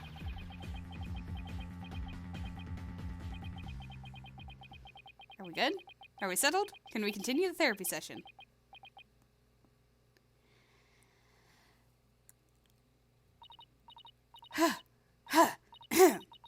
Finally, got him back. Nice work. This witness is truly a handful. 2, 3, 4. Oh. Miss Sykes, what's the witness's current psychological state? Let's see. He's emotionally all over the map. So his out-of-control emotions are in control of him, huh? Does that mean we can calm him down if we can figure out the root cause? Yes, so let's see what we can find. It's whatever he saw. Sarge, can you hear me? Is that you, Corpse Woman Sykes? I'm here. Now, I want you to take a few deep breaths. Just try to relax. Try it with me. Breathe in, breathe out. Breathe in, breathe out. In, out. In, out. And now, let your emotions take you where they will. Go on, just let it all out. All forces attack! That's the least relaxing breathing exercise I've ever seen.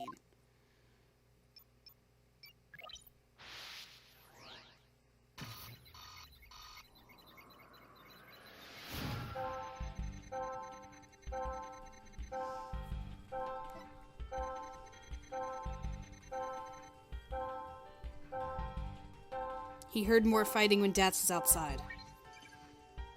That's important.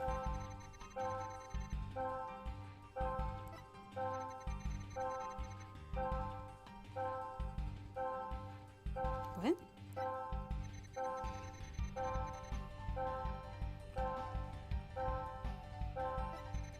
Oh.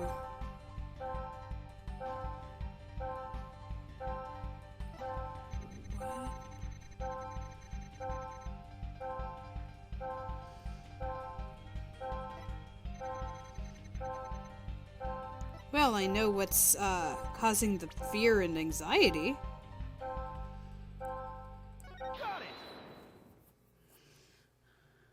The shock and fear? That's it!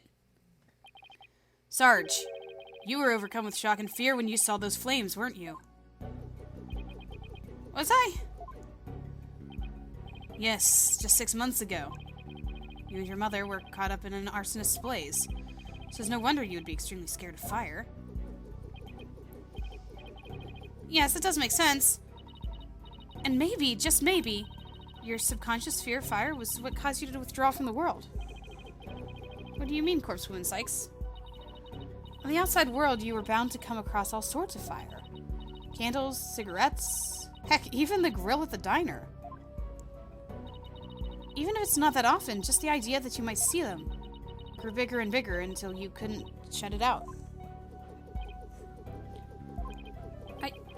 I think you might be onto something. Candles, cigarettes, just thinking about them sends a chill down my spine. Wow, the things I take for granted. Now I see, I was afraid of the fire. Strange, I didn't even realize it myself. About that fire, Sarge, can you tell me what it was burning? Just stay calm and maybe something will come to you. Oh,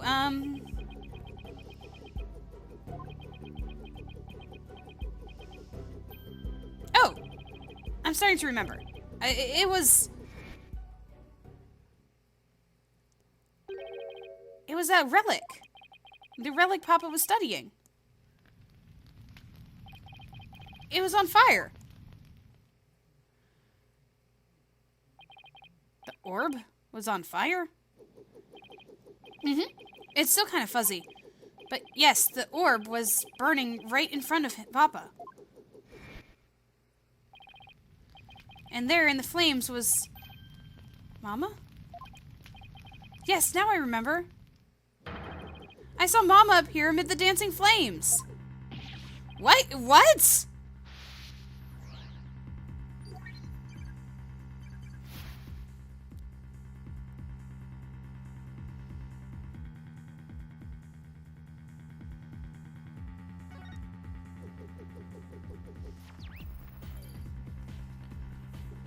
What?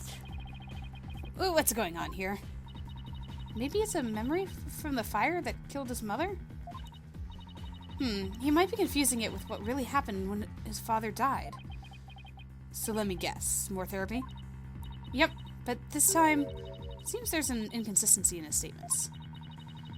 And I think we should be able to prove it with the evidence at hand. Maybe this inconsistency is the key to proving that the relic really is the Founder's Orb. Okay, Dad's still hanging around.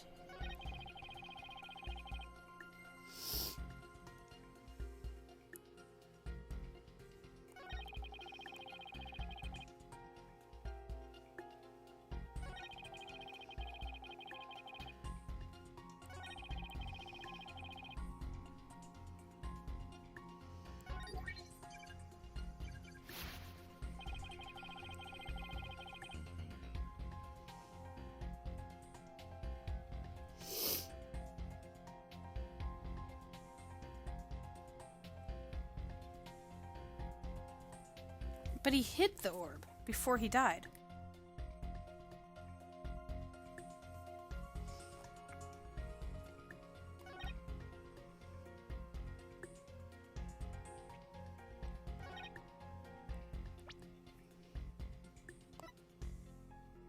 He hid it before he died. Objection!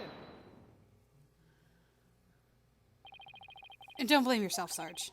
After all, even if you hadn't passed out, the outcome would have been the same. What do you mean? I'm talking about the time of death. Your father wasn't killed right after you left your room. What? Explain yourself at once, Private Justice. You said you saw your father burning the orb, right? But that night, he went to hide it in a cave. So what you saw, Sarge, was something that happened before your father left to hide the orb. Ah! So you see, you didn't pass out right before he was killed. You passed out right before he left for the cave to hide the orb in the ruins within. So even if I hadn't passed out, that's right, the outcome would have been the same. That's because your father, Dr. Buff, was killed after he returned from the ruins.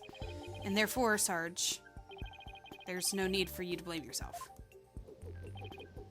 Oh, I see.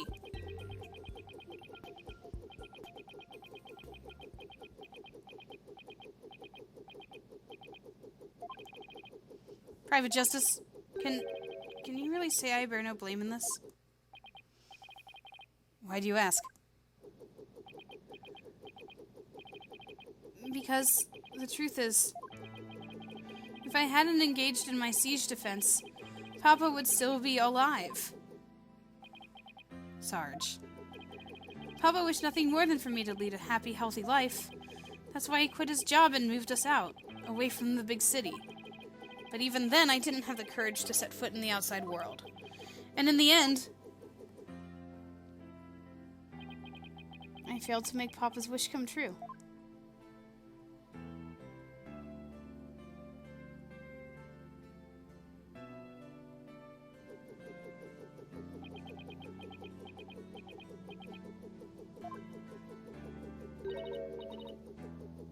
Sarge? If you want to make your father's wish come true, if that's what you really want, then who's to say it's too late? Why don't you take the first step now? My first step? That's right. You can cast off all your regret. You can stop standing still and start moving forward. You have the power within you. I know from experience. I know what it's like to feel like you do. But only you can decide to take that first step. Oh, to feel like you do. That's inflection.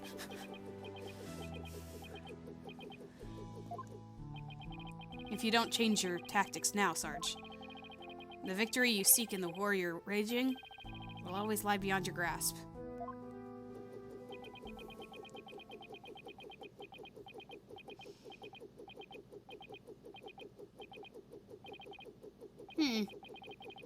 I think I understand now.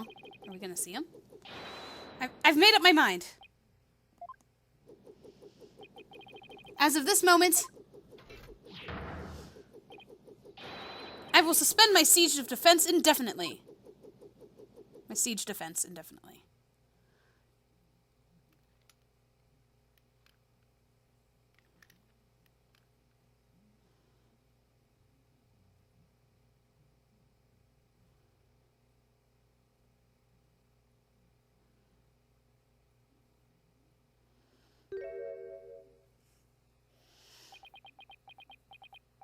You know, I had a suspicion that it might have been a girl. But then they kept saying, like, Phoenix even said son, and I was like, oh.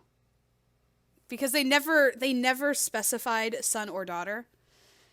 They just said his child. But then I think, oh, no, it was Apollo that said son. I think Apollo was the only one who said son. No, it wasn't Phoenix. He kept saying child. Yeah. Anyway. Huh? Sergeant Buff, reporting for duty. What? I thought you were a guy. You're definitely not the gruff drill sergeant I envisioned. Well, my mama was in the Russian army. I was just as shocked, but it certainly explained a few things when I found out, too. May I introduce you to Miss Army Buff, age 12. Army Buff. No way. Careful, soldier. Don't forget I could blow you away at a moment's notice. She's just too cute. So, have you always been in a wheelchair, Sarge? Negative. Only since I was injured. In the fire. Your voice sounds awfully different from before. Oh, does it? Oops, sorry, I'm supposed to do a different voice? Oh well, too bad.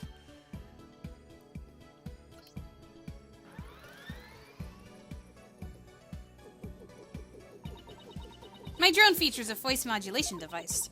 It's just one of my army's many technological marvels. Well, you fooled me. I thought some 20-something military fanatic was at the controls. If it's all the same to you, troops, I'd like to continue my testimony. I have just remembered something, and it's as crisp and clear as a trumpet at roll call. What did you remember? It was my mother who appeared in that burning orb. Oh, wait. It wasn't my mother? It wasn't my mother who appeared in the burning orb. It was some lady Papa had shown me a picture of a long time ago. He said it was the Holy Mother, the founder of Curanism.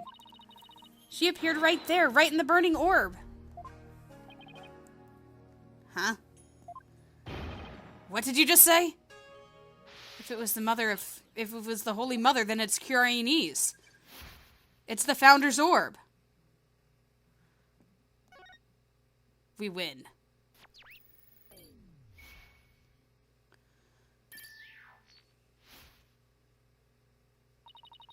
The Holy Mother of Curanism was in the burning orb? What does that even mean? I have a bad feeling about this.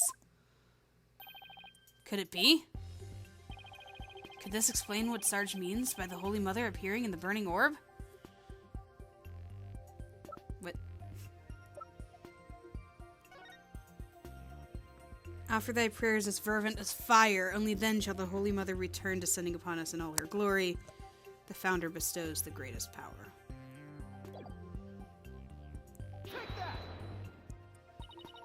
Dr. Buff's research notes? What do they have to do with this? Look at this. The burning orb, the appearance of the founder. This part points to both.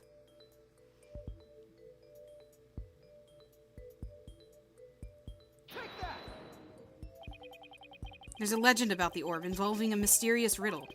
And this song, in turn, is said to contain the key to solving it. The legend is true. If the legend is true, then I believe the answer lies in this part of the song. Offer thy prayers as fervent as fire. Only then shall the Holy Mother return. Well, anyone see where I'm going with this? It's the Founder's Orb. Prayers as fervent as fire. Ah! You're supposed to set the orb on fire? The whole stanza seems to suggest that the Founder will appear if the orb is set on fire. Wait, so the doctor, he... Yes, Athena. He had solved the ancient riddle of the Founder's Orb. Oh my!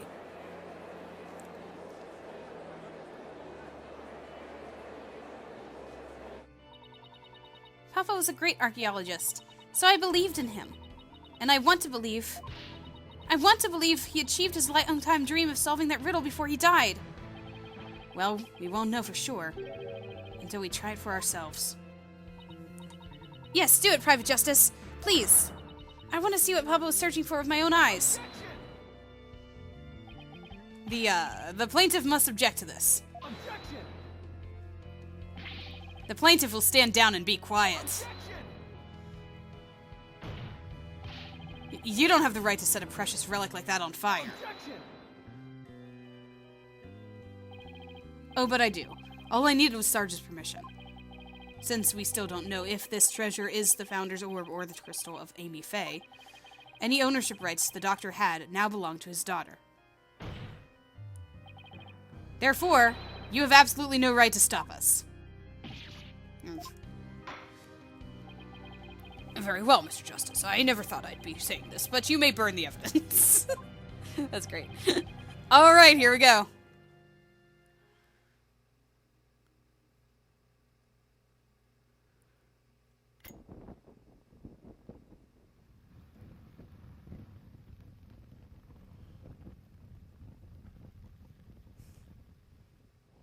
Go on. Look. Oh, Apollo, the inside of the orb, it's melting. There's something in there.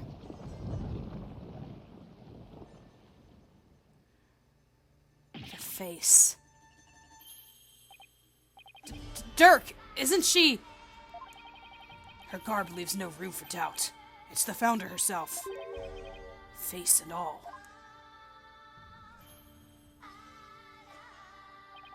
I don't understand. The greatest of taboos in Kyrienism is a depiction of the Founder's face. Yet here it is, hidden within this orb.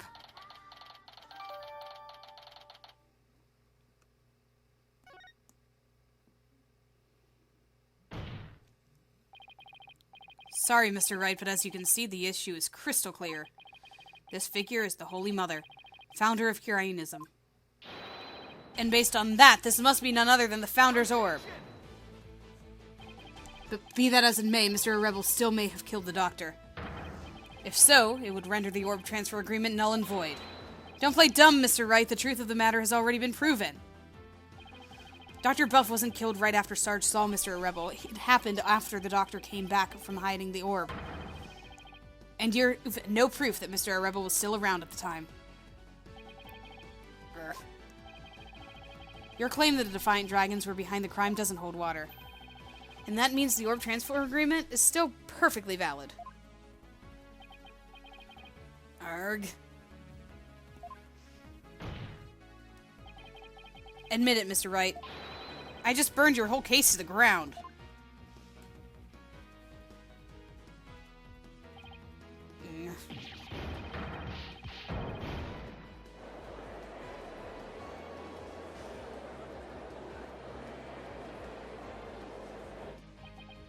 I won? I actually won? Mr. Wright, would you care to respond? Respond? I didn't think so. Wait, did we just win? Did we actually beat the Turnabout Terror? You're amazing, Apollo! Don't just stand there, right? Do something! Well, I don't think there's any digging out of this hole. Mr. Attition Wimperson, I think it's time for your concession speech. I have proven beyond a shadow of a doubt that this is the Founder's orb. The facts don't lie, but you obviously do. How's that for a campaign slogan? Why, you contemptuous peasant. I think this is a good time to wrap up this trial. If both parties have no further objections, I will render my verdict. No objections here, Your Honor. No.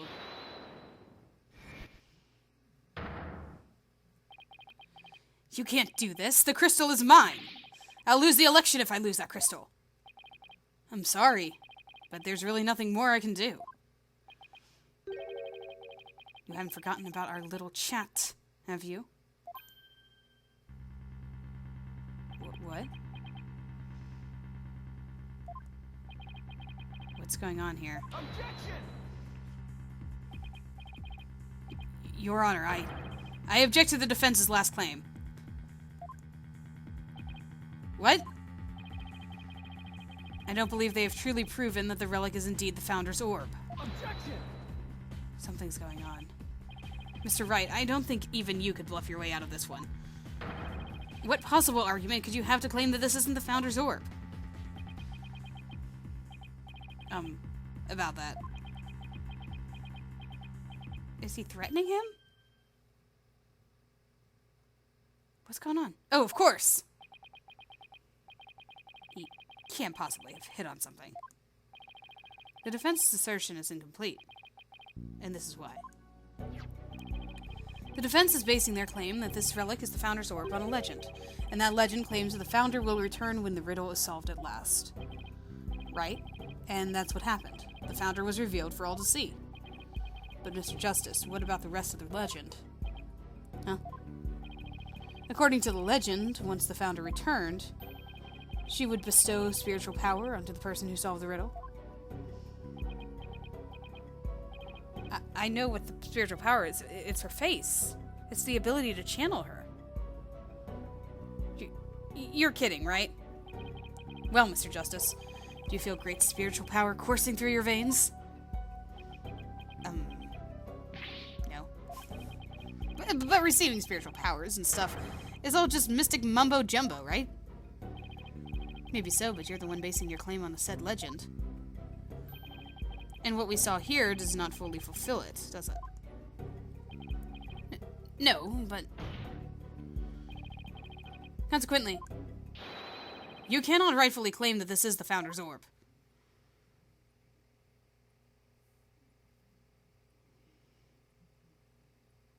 He's falling asleep again.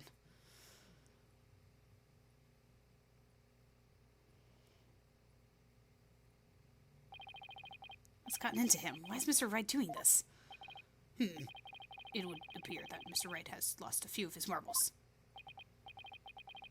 That couldn't be further from the truth, Your Honor. In any case, I believe this is a good time for a recess. Both sides will have 20 minutes to prepare. I ask that all arguments be ready by then.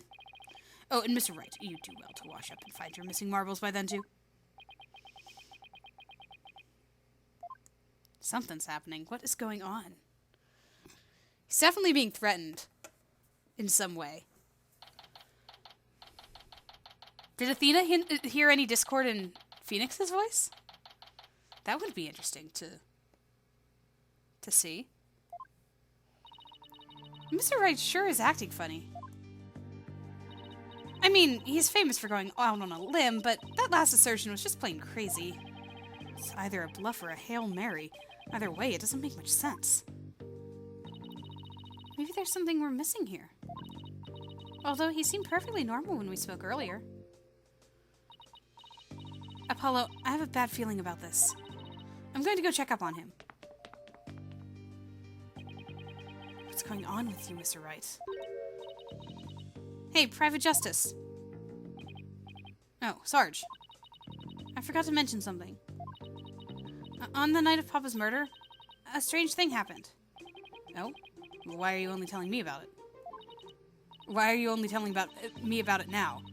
Well, I didn't say anything before because I thought Papa's death was an accident. But now that we know otherwise, I figured it might be important. There's still more to this case. When I left my room and lost consciousness, I passed out right here. It's right above the coffee bar. But when I came to, someone was pushing my wheelchair. What? I was so scared, I beat a hasty retreat, as fast as my wheels could take me. Do you know who it was? No, it was pitch black. Plus, I fled to my room so fast I didn't even have a chance to turn on the lights. Maybe it was your father. No, he would have said something to me. Besides, I'd have known if it was him. So then it couldn't have been your father's real killer? My thoughts exactly. But you didn't report this to the police. It didn't even occur to me. It's okay. You are obviously still upset, so don't beat yourself up over it. Apollo, this could be really important information. I think the act of pushing Sarge's wheelchair back could be part of some bigger scheme. It's hard to see why else the killer would have done such a thing. Guess I should take her statement down as evidence.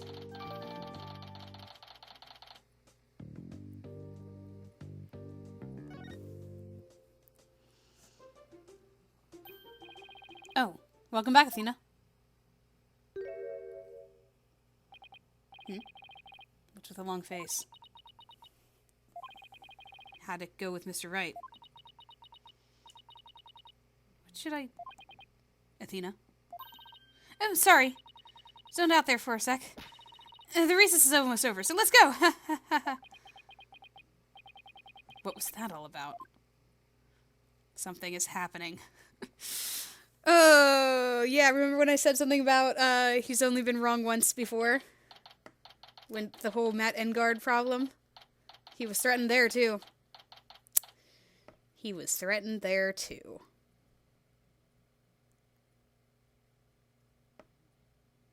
Man. It's gotta come together. We've got to figure this out. We've got to be close to the end of this part. All right, court is once again back in session. Now, Mr. Wright, about that last objection you raised. We, the plaintiffs, still believe that the defense has yet to sufficiently prove its case. They claim that according to legend, the Founder's Orb would bestow spiritual power, yet the relic in question has failed to do so, therefore it has failed its own test. I see. You're still going with that, huh? He's sticking with that ridiculous argument? Furthermore, even if it is the Founder's Orb, it can't be awarded to the Defiant Dragons. After all, they were the ones who killed Dr. Buff. Objection! Still going with that, too, I see. What are you talking about? That was already proven to be false. There are no grounds for asserting that the Defiant Dragons murdered the Doctor. Oh, but I'm afraid there are, Mr. Justice. Your Honor, I would like to present new testimony to this court. Testimony that'll show that Datsa Rebel did in fact kill Dr. Buff. What? Very well, you may call your witness. I guess Mr. Wright found another new angle. What new testimony could there be this late in the game?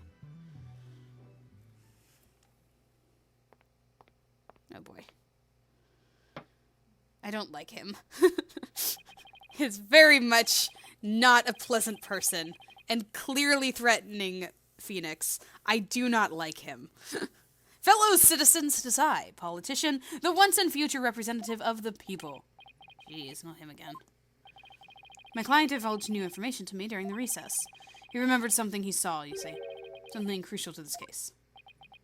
How very convenient.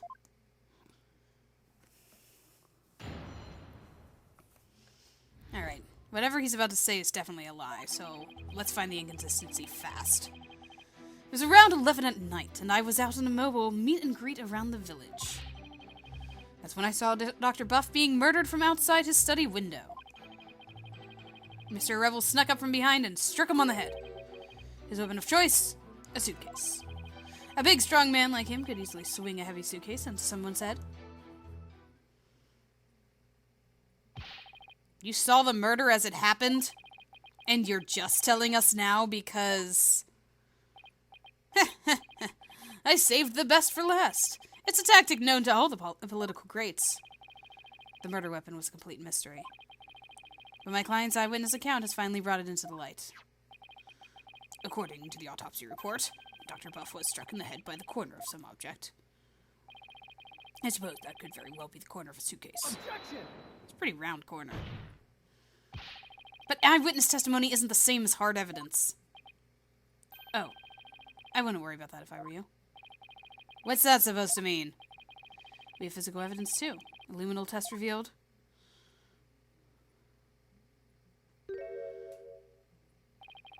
The doctor's blood on Mr. Arevel's suitcase. Really? But how does that prove Mr. Arevel used it as a weapon? Objection! You should know the answer to that, Mr. Justice. Since you know as well as I that the suitcase is covered in his fingerprints. I forgot we dusted it right in front of Emma. Well, she is the one who made us do it. The turnabout terror strikes again. This is quite convincing testimony and evidence. Nevertheless, you may proceed with your cross-examination, Mr. Justice.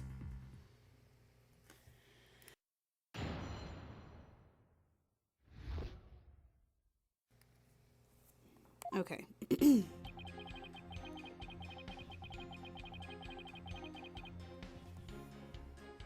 A meet and greet at 11 at night. Hold it! You were on a so-called mobile meet and greet at 11 at night? Yes, thank you. That's right. It's the perfect time because everyone is at home. You should have seen how the villagers' eyes teared up when they heard what I had to say. With tears of frustration, no doubt. You weren't riding around in your palanquin? That's right. Some village idiot reported me to the police. I've been banned from using it after dark. No wonder. What with all the noise he makes. So what exactly did you see then?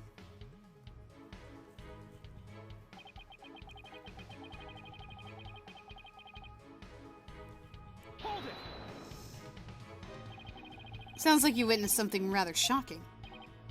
Indeed, I didn't even believe it at first. I mean, a vicious murder in Curain? There haven't been many murders there, I take it.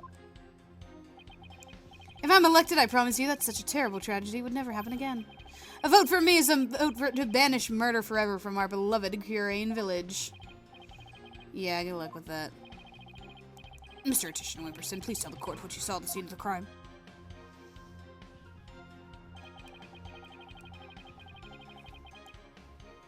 Hold it! He snuck up from behind? So you're saying the doctor never even realized Mr. Rebel was there? That's right. He was utterly absorbed in a book. I see. What did you see Mr. Rebel do next?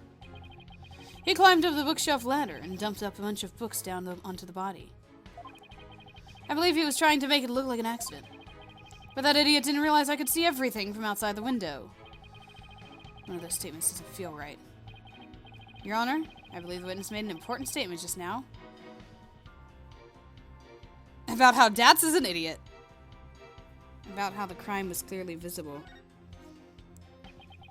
If the crime was visible through the window, that's earth-shattering testimony.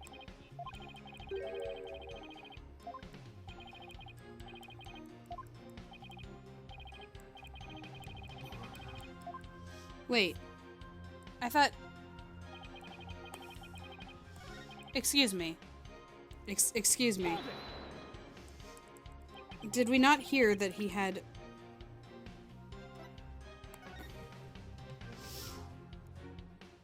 Oh no, it's the bookshelf is here. I keep forgetting the bookshelf is here. Okay, I'm sorry.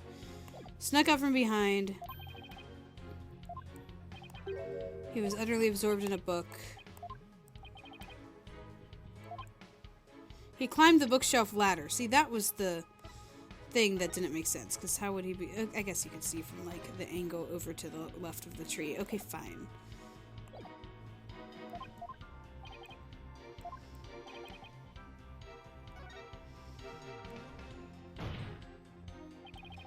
Doctor was reading a book at the time of the murder. That's federal testimony. And very well, the witness will please add that statement to his testimony.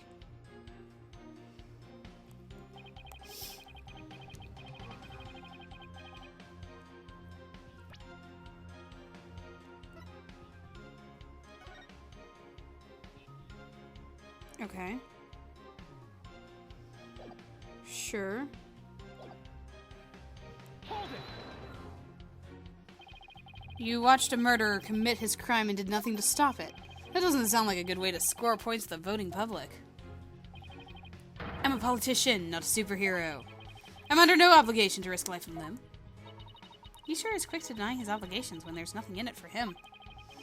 I'm getting tired of listening to his endless campaigning and flimsy rationalizations. About your testimony, Mr. Attition Wimperson. You said Mr. Rebel struck the doctor from behind while he was absorbed in a book? Yes, that's exactly what happened.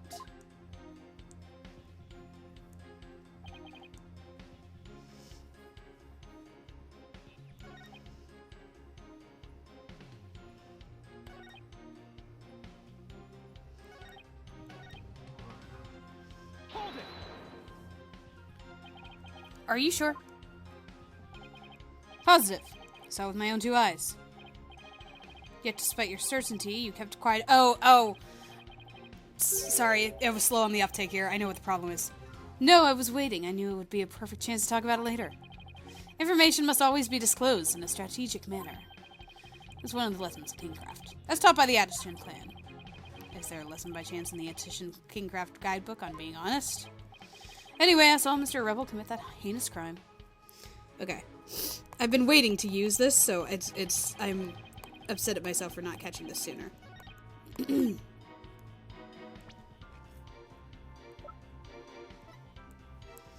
I wasn't taking my touch screen.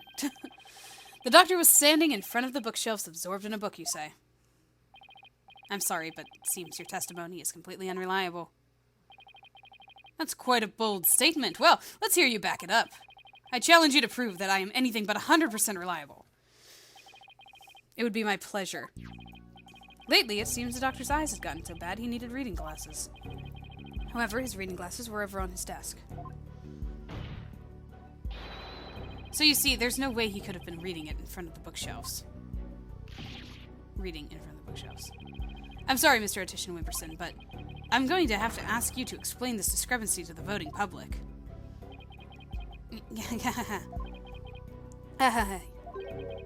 You what? I'll explain it, you lowly cur.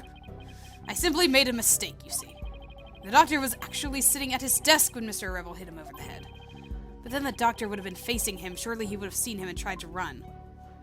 No, this is where the diagram comes in. Dr. Buff was nodding off. I could tell because his eyes were closed, and he wasn't moving. Sounds more like what you would do. Sounds more like what you would do. And how to explain the fact that he was stuck in the back of the head? Isn't that something that should be impossible from the front of the desk? Oh, about that. He bowed his head when he nodded off? That's when he was clobbered? So that's what you saw. Well, Mr. Justice, that sounds like a perfectly reasonable explanation to me. Do you have a problem with the proposal that the doctor was struck while nodding off? Yeah, there's a problem. There is a problem. A very big problem. The witness's statement doesn't hold up under the slightest bit of scrutiny. Is that so? Then will you please show this court what evidence you have to justify this? Gladly, Your Honor, because I've been waiting to use this.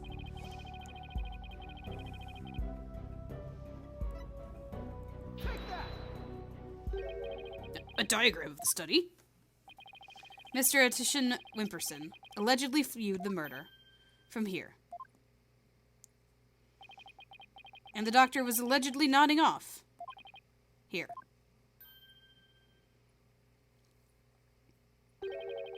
But from this vantage point, the bookcase would block the witness's line of sight. Why, yes, I believe you're right. But, Objection! The fact remains my client knew that the suitcase was the murder weapon. So he definitely has first-hand knowledge of the crime scene. I'm afraid I have to agree with you there, Mr. Wright. But then we have to ask ourselves, from what vantage point did he see the murder? What are you insinuating, Mr. Justice? From what your vantage point could Mr. Attition Wimperson had seen the dozing doctor? Once we determine that, I believe we'll finally see the truth behind this incident.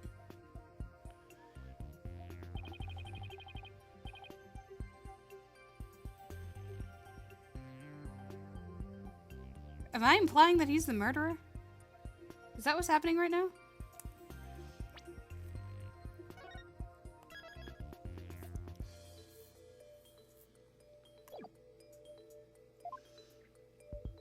Or am I implying that he took her away? Is he on the upper floor? Above the coffee bar?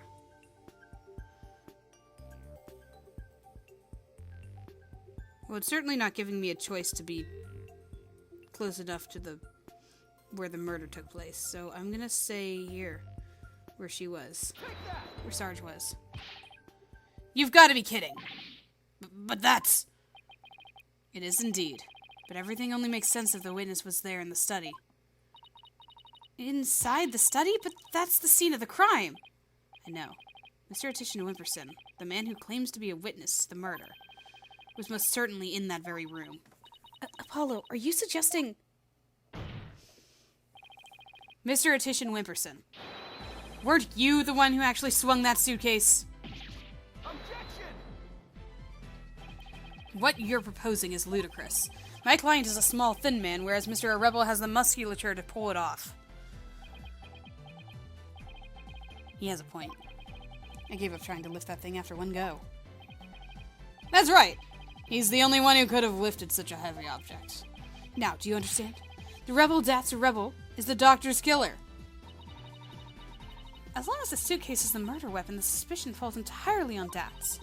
You'll have to poke a hole in Mr. Wright's argument somehow, Apollo. Oh, I will. And with his own technique, no less. If Mr. Attition Wimperson couldn't swing the suitcase around, we'll just have to consider another way he could have used it as a murder weapon instead. I'm going to turn this case on its head, Mr. Wright, just like you taught me. You talk big, Mr. Justice, but do you have what it takes?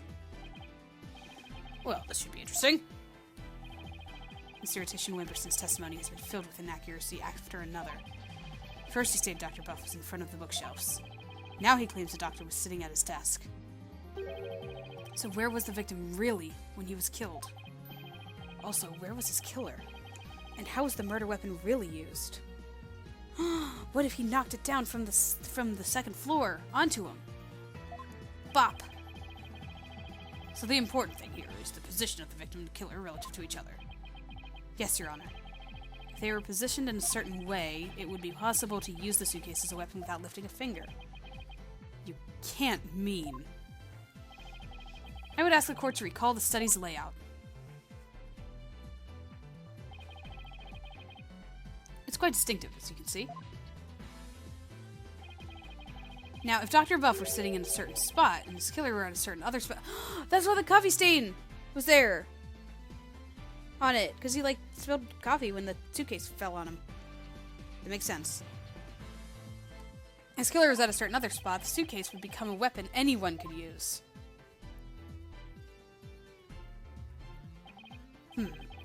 Very well, Mr. Justice. Where was Dr. Buff's killer at the time of the crime? Right where I said he was. Up here. There. Oh, that's... This should wrap things up nice and pretty for you, Mr. Wright. I would ask the court to recall the study's layout. But this time, instead of thinking in 2 dimensions, let's think in 3. Only then can we clearly see the killer's method at work.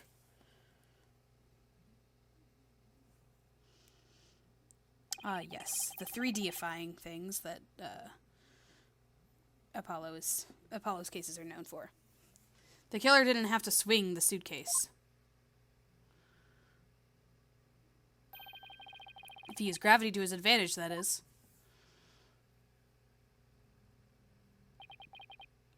That's right, it was the plaintiff, when Paul Attition Wimperson, who used the suitcase. He pushed it from the second floor.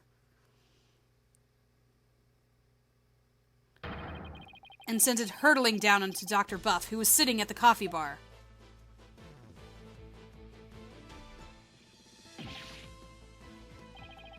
The psychology book had been in the coffee bar, no doubt. The doctor must have set it down there after he'd finished reading it, or the like. But his blood got on it, which is why the killer thought to hide it in that mountain of books.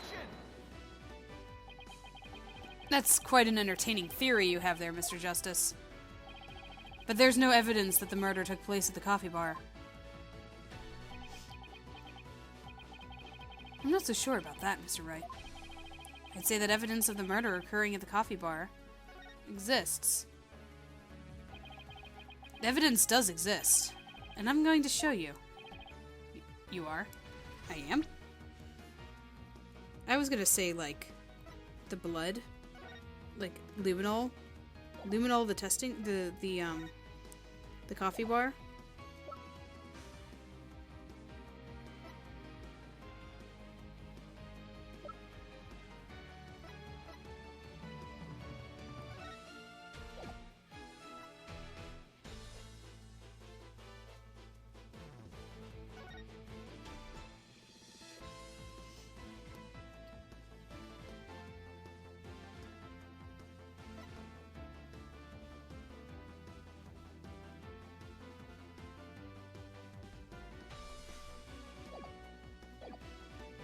I do have Army's statement of being up there.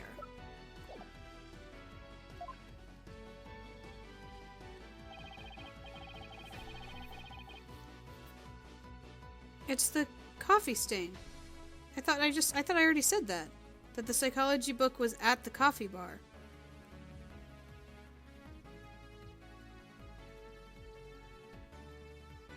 Oh, I guess I didn't say why I knew that. Okay, cool. That makes it way easier than I thought it would be. The coffee stain! This brown stain was determined to be coffee. What's more, it was still a bit damp when we saw it yesterday morning. Ah! One look at this book speaks volumes, I'm afraid, Mr. Wright. It tells us the doctor was having a cup of coffee at the coffee bar. And that's when the suitcase came hurtling down, striking him on the head. Causing both his blood and his coffee to splatter onto it. Ah. Well, Mr. Attition Wimperson?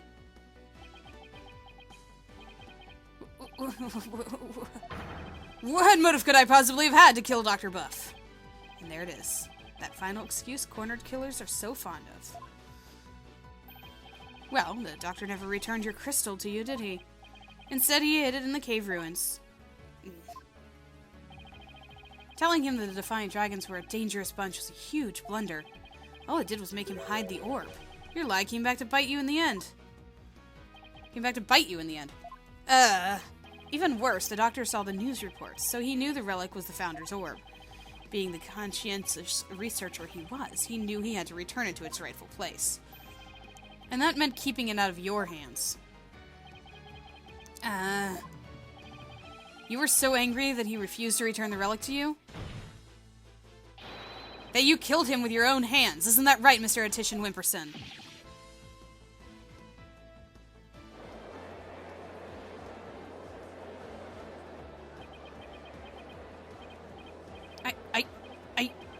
That is... Hold it!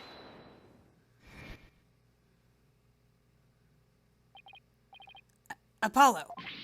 Don't. Please don't accuse my client of murder. Huh? What do you mean, don't accuse him? Why would you even say that, Mr. Wright? Oh, what I mean was, he's a promising politician with a bright future ahead of him. It's in our nation's best interest to avoid burdening him with the taint of a scandal. Say what?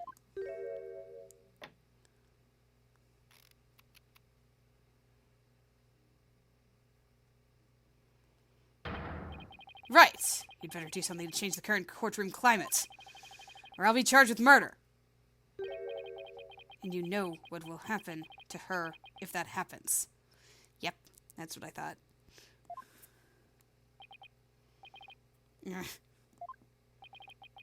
What's he talking about? Well, I can ponder that later. For now, Mr. Wright, you can't possibly believe that Mr. Rebel is the killer. Are you really going to send an innocent man to prison? I thought you were better than that. Well, Mr. Wright, answer me.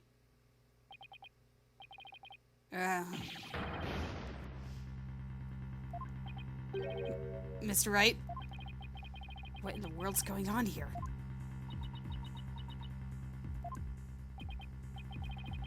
If you won't say anything, then... Mr. Attition Wimperson, the defense hereby accuses you of... Apollo, wait! Not you too, Athena. It's just, I wasn't sure whether I should say anything, but... During that last recess when I went to check on Mr. Wright, I overheard something I shouldn't have.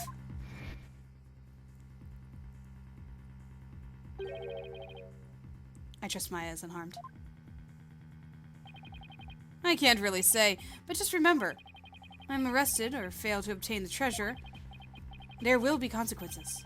Consequences of the worst kind, if you catch my drift. Relax, all you have to do is ensure I get my hands on that relic. I must deliver it to my benefactor at all costs. What do they want the relic for anyway? It's something to do with an old legend. My patron seeks the great power said to be granted to whoever solves its secret.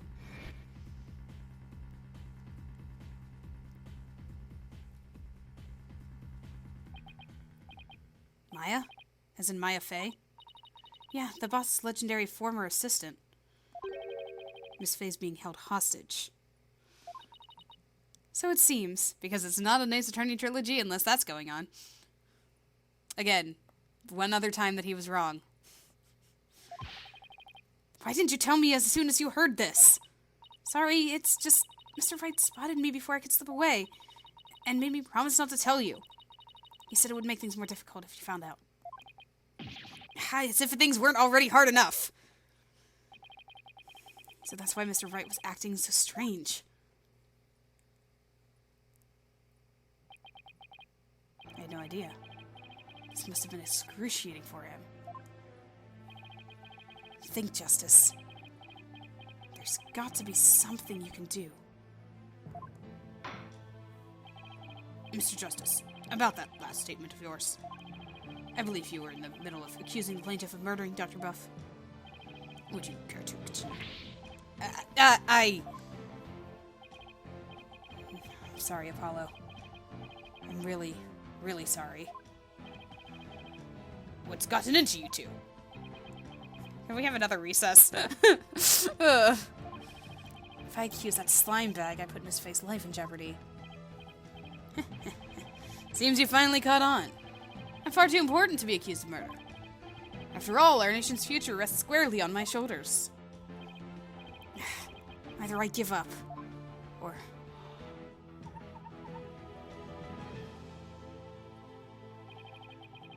Once I present the crystal to my patron, my victory is assured. Then one day I'll become president, and then king. I'll have every politician at my command. Now retract your accusation. I can't count out of him, but the defense would like to retract the previous accusation.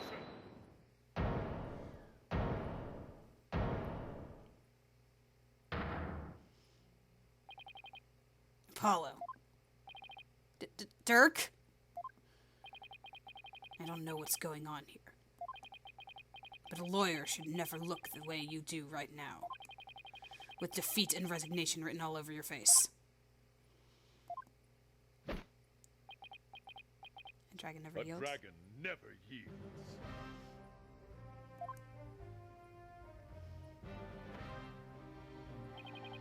Even when wounded, a dragon bites down hard and never lets go till its dying breath.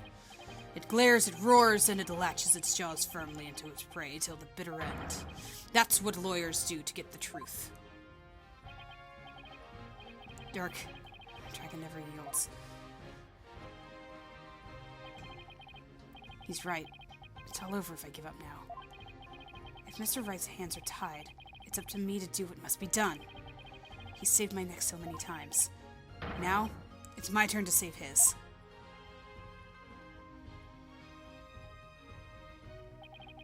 Dirk, thanks for the wake-up call. Now that's the face of a lawyer you've got there, son. Where there's a will, there's a way. And I'm going to find the way to save Miss Faye, and see that justice is served.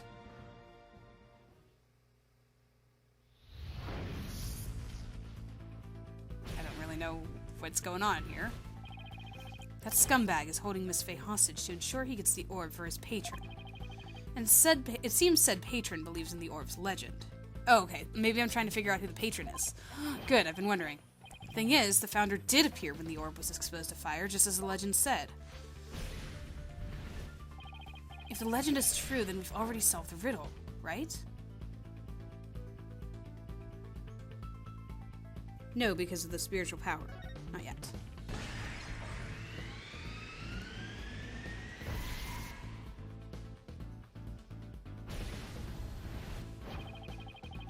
The legend says the founder will bestow great spiritual power when she returns. But if that's true, it means we haven't solved the whole riddle yet. But how can that be? Are we missing something? Wait, maybe. Maybe the part about the founder returning should be taken literally. How would it be possible for a dead person to return to the world of the living? Cloning!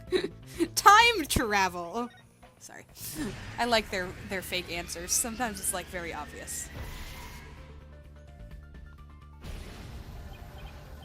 Oh, I know. There is a way for the dead to return. Spirit channeling. We can get Pearl up here. Pearl can channel. Can we get Pearl? I don't know how that'll help things, but no. Of course you'd have to know what the founder looks like first. But But the orb has revealed her face to us, so what if it's a sign that we should channel her? Given the facts, in order to solve the riddle and receive the Founder's power, I'd need a spirit medium. Oh no! Don't say that Pearl can channel. Say that we need a medium. The ability of a medium to channel spirits is the final key to unlocking the orb's secret. They need to save Maya. That means Mr. Attition Wimperson's patron will need one too, and once that slimy politician realizes that, he won't be able to lay a finger on Miss Fey.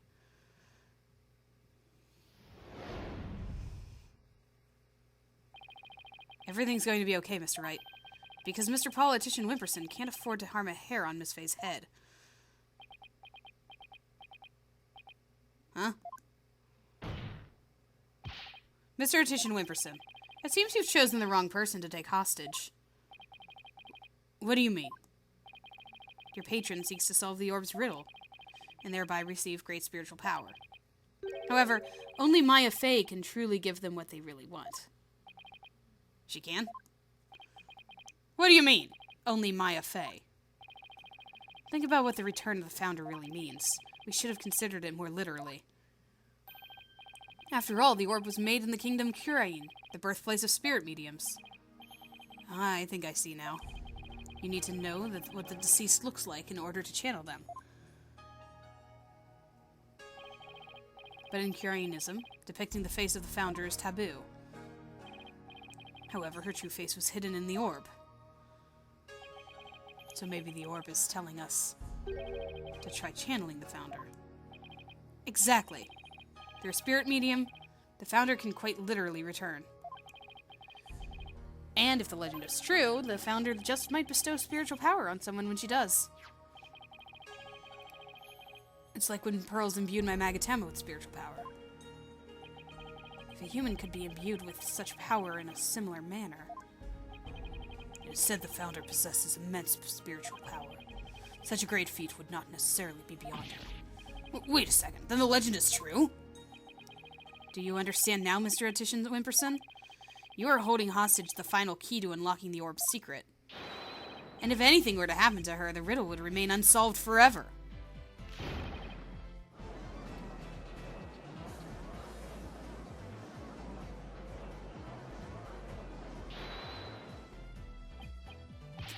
There's always Pearl Fey. I could simply ask her to help. If she wants money, I have plenty to offer. She's not the kind of person to be tempted by material gain. And she certainly wouldn't help you if anything were to happen to her cousin. Or maybe you'd like to go ask the Queen of Curain to channel the Founder for you. He could, but he'd probably get executed for requesting such a thing. It's over. Now confess, you killed Dr. Buff, didn't you? It wasn't supposed to end this way. Mr. Attition Wimperson, are you admitting to committing the crime? You're my lawyer, right? Do something! It's true that I'm your lawyer, and as such, it's my job to defend you. However, defending my client isn't the only duty a lawyer has. There's something else that's equally as important. And that's finding the truth. What? Mr. Attition Wimperson, you have sought to twist the truth in the dirtiest of ways. I was complicit in your hostage-taking, but in a way, I was being held hostage too. Even so, there's still hope for me to make things right. I owe it to you, Apollo. Mr. Wright, I can't allow a murderer to walk away scot-free. Therefore, Mr. Attition Wimperson, I must resign as your attorney. No! Does this mean I'm under arrest?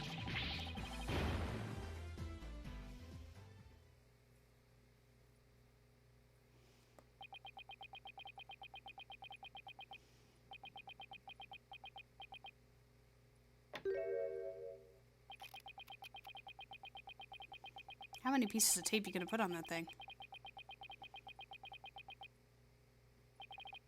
Well, I have nothing to confess. What? I said I have nothing to confess. I don't and won't and especially not to a plebeian like you. This guy doesn't know when to give up. Besides, there's no truth to these allegations. I mean, look at the suitcase. You won't find a single print of mine on it. All that means is you wipe them off, taking care only to leave Mr. Rebels. As many a great politician has said before me. No comment. In that case, try switching things up, Apollo. Look at the situation from a different angle. Is there really nothing that points to the suitcase being dropped from up above? Evidence that points to the suitcase being dropped from the second floor. Like if the suitcase was damaged or something?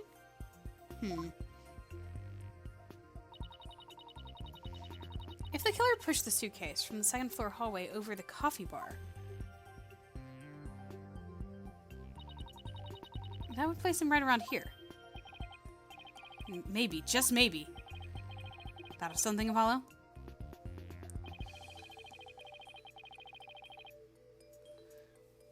I think I was already getting in on this.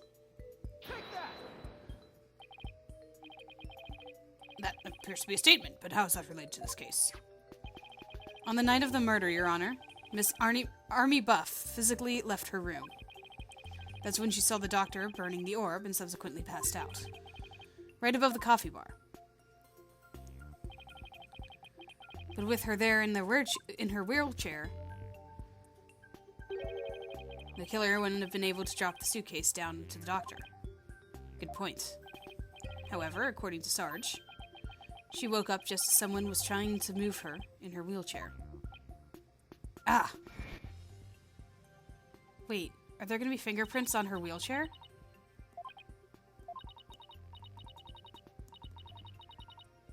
There might be fingerprints on her wheelchair. She must have been in the killer's way and had to be moved. Isn't that right, Mr. Attition Wimperson? And if the killer had pushed the wheelchair with his bare hands, we may yet find the conclusive evidence we need. Exactly. Fortunately for us, that evidence slipped right through the killer's fingers. If only he had been able to hold on to it just a little tighter. But now he is neither able to discard nor alter it.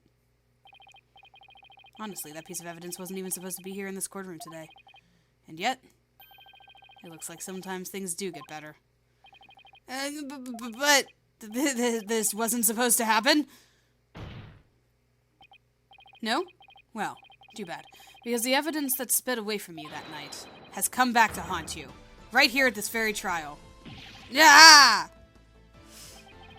Your Honor, the defense's final piece of evidence is on this person.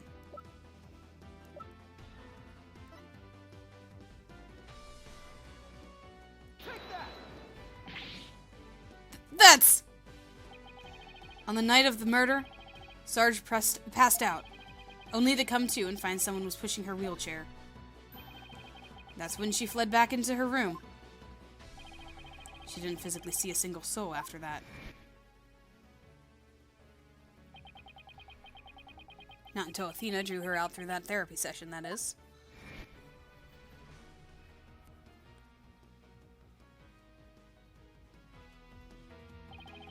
While the killer was able to wipe the prints on the suitcase, the same can't be said for the prints that got away. My fellow Curanians. Well, Mr. Politician Wimperson, try to explain your way out of this one. The podium is all yours.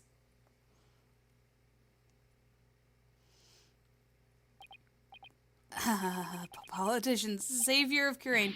I am not a crook. My political career, it can't end like this. I'm destined for great things. Something wrong. This isn't real. It's a dream. No nightmare. Huh? What? Wait, really? Ah! No way! No, that was a dream. Banzai! Wait, what? No, please! Wait! Don't go.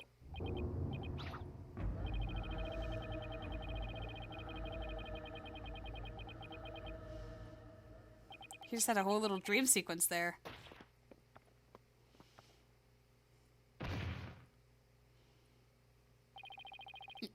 Mr. Attition Wimperson. Are you all right? Bailiff, get him to the first aid station on the double.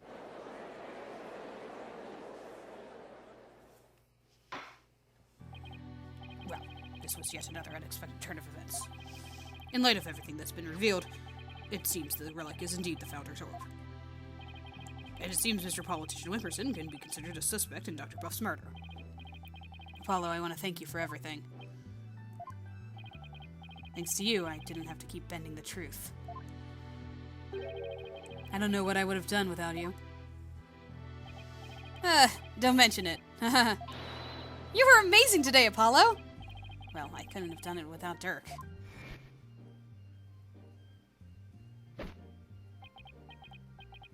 A dragon never yields.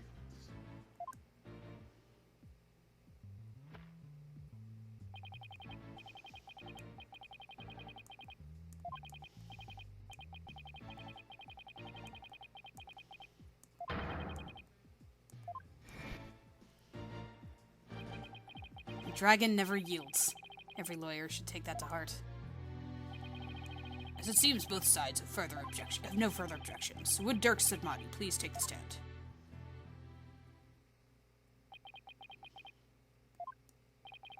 This court awards the orb to the Defiant Dragons per the stated transfer agreement. Instead of a not guilty, I guess. Still confetti, though. Yay, happiness!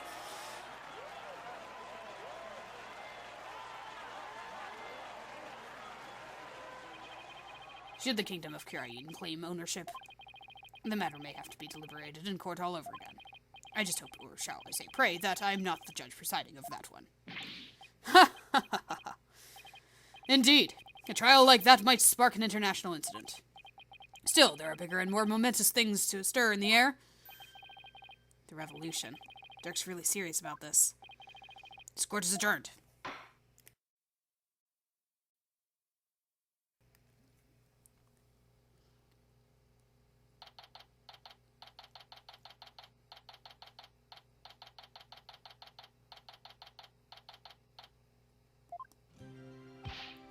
Nice work, son. You've finally broken through the last obstacle on the road to revolution. Revolution? Just doesn't seem real. Yes, well, to think you actually defeated the Fighting Phoenix. All I can say is, that's my boy! Well, Mr. Wright did have his hands tied. Who knows if I'd have won if he'd been able to fight me head on. I see it more like you saved Mr. Wright. Saved him? Yeah, remember what he said? He didn't have to bend the truth anymore, and it was all thanks to you. I don't know about that. Still, I guess it is kind of nice to be appreciated. Mr. Dirk? Now that the Holy Mother's face has been revealed, are you going to have a spirit medium try channeling her? I, for one, would love to see the return of the legendary founder. Yeah, just think about it. Being able to speak to someone right out of the history books. Unfortunately, it's not that easy. But why? The face isn't enough. You also need the true name of the one you're attempting to channel. Oh, right. Pearl mentioned something like that. And the founder's true name is only known to the priestess who's been crowned queen. In short, the only living person who knows it is the current queen of Kirain. Garan. Oh, so without her help, we won't be seeing the founder anytime soon. That's no fun.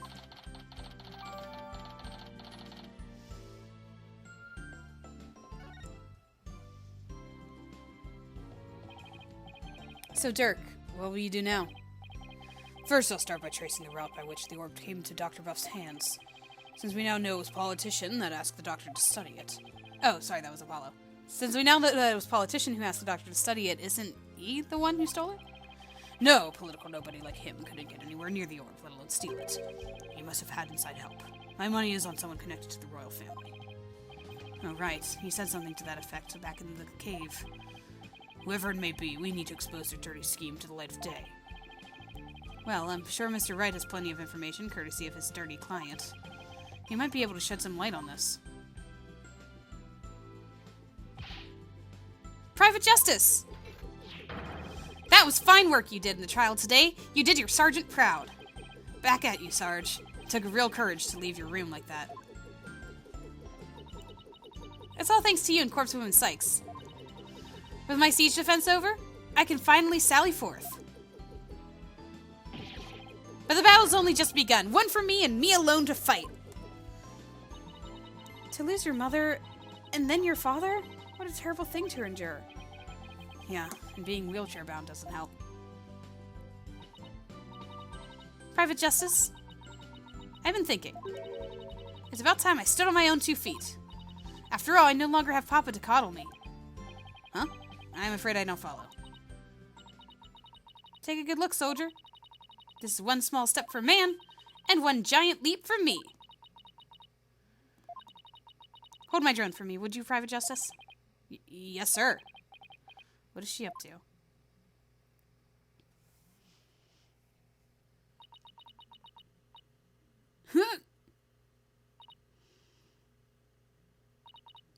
Whoa.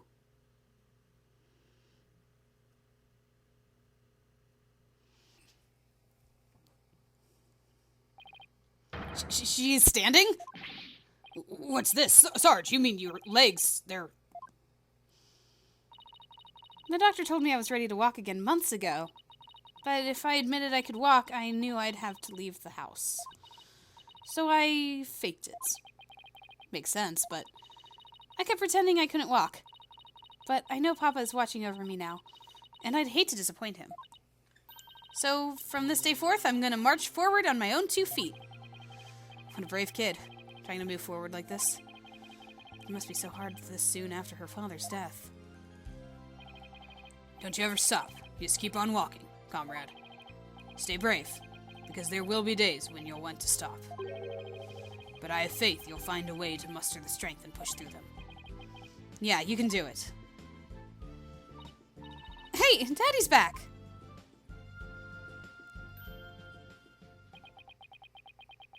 I think he's still feeling a little down. Mr. Wright! What's that look on his face for? Oh, Apollo. Is everything alright with Miss Faye? She's safe for now. Well then, we better go save her, quick! Where is she anyway? I'm afraid I have some bad news. Huh? Maya's not here in the States. She's still in Kurain. And she's still being held hostage by the mastermind behind this whole thing. The mastermind? That's right. Politician Wimperson was nothing more than a pawn. Maya's true abductors in the kingdom of Kurain. What? I don't understand, Mr. Wright. What in the world is going on over there?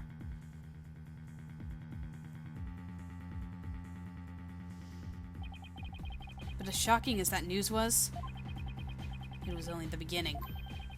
The beginning of something big. Big enough to shake Kurain to its very core. Revolution. I was being swept up in a mighty wave that nothing could stop. Of course, at the time, I had no idea what the days ahead had in store for us. We may be done with one of the trials, but there's still the rest of the case ahead of us.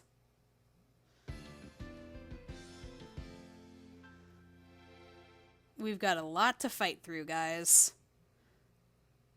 When we get into Kurain to continue the case to the end. So stay tuned, because it's gonna keep going. Now that we have a bunch of information, some stuff in our court record about a lot of stuff, we probably will reorganize some of our evidence. I guess I won't really need as much about the killing of Dr. Buff. But a lot of the stuff that he found, the research notes, probably going to stick around there. I guess we'll find out next time. So, get ready to turn up the heat and get into some revolution in Kurain. I will talk to you guys next time.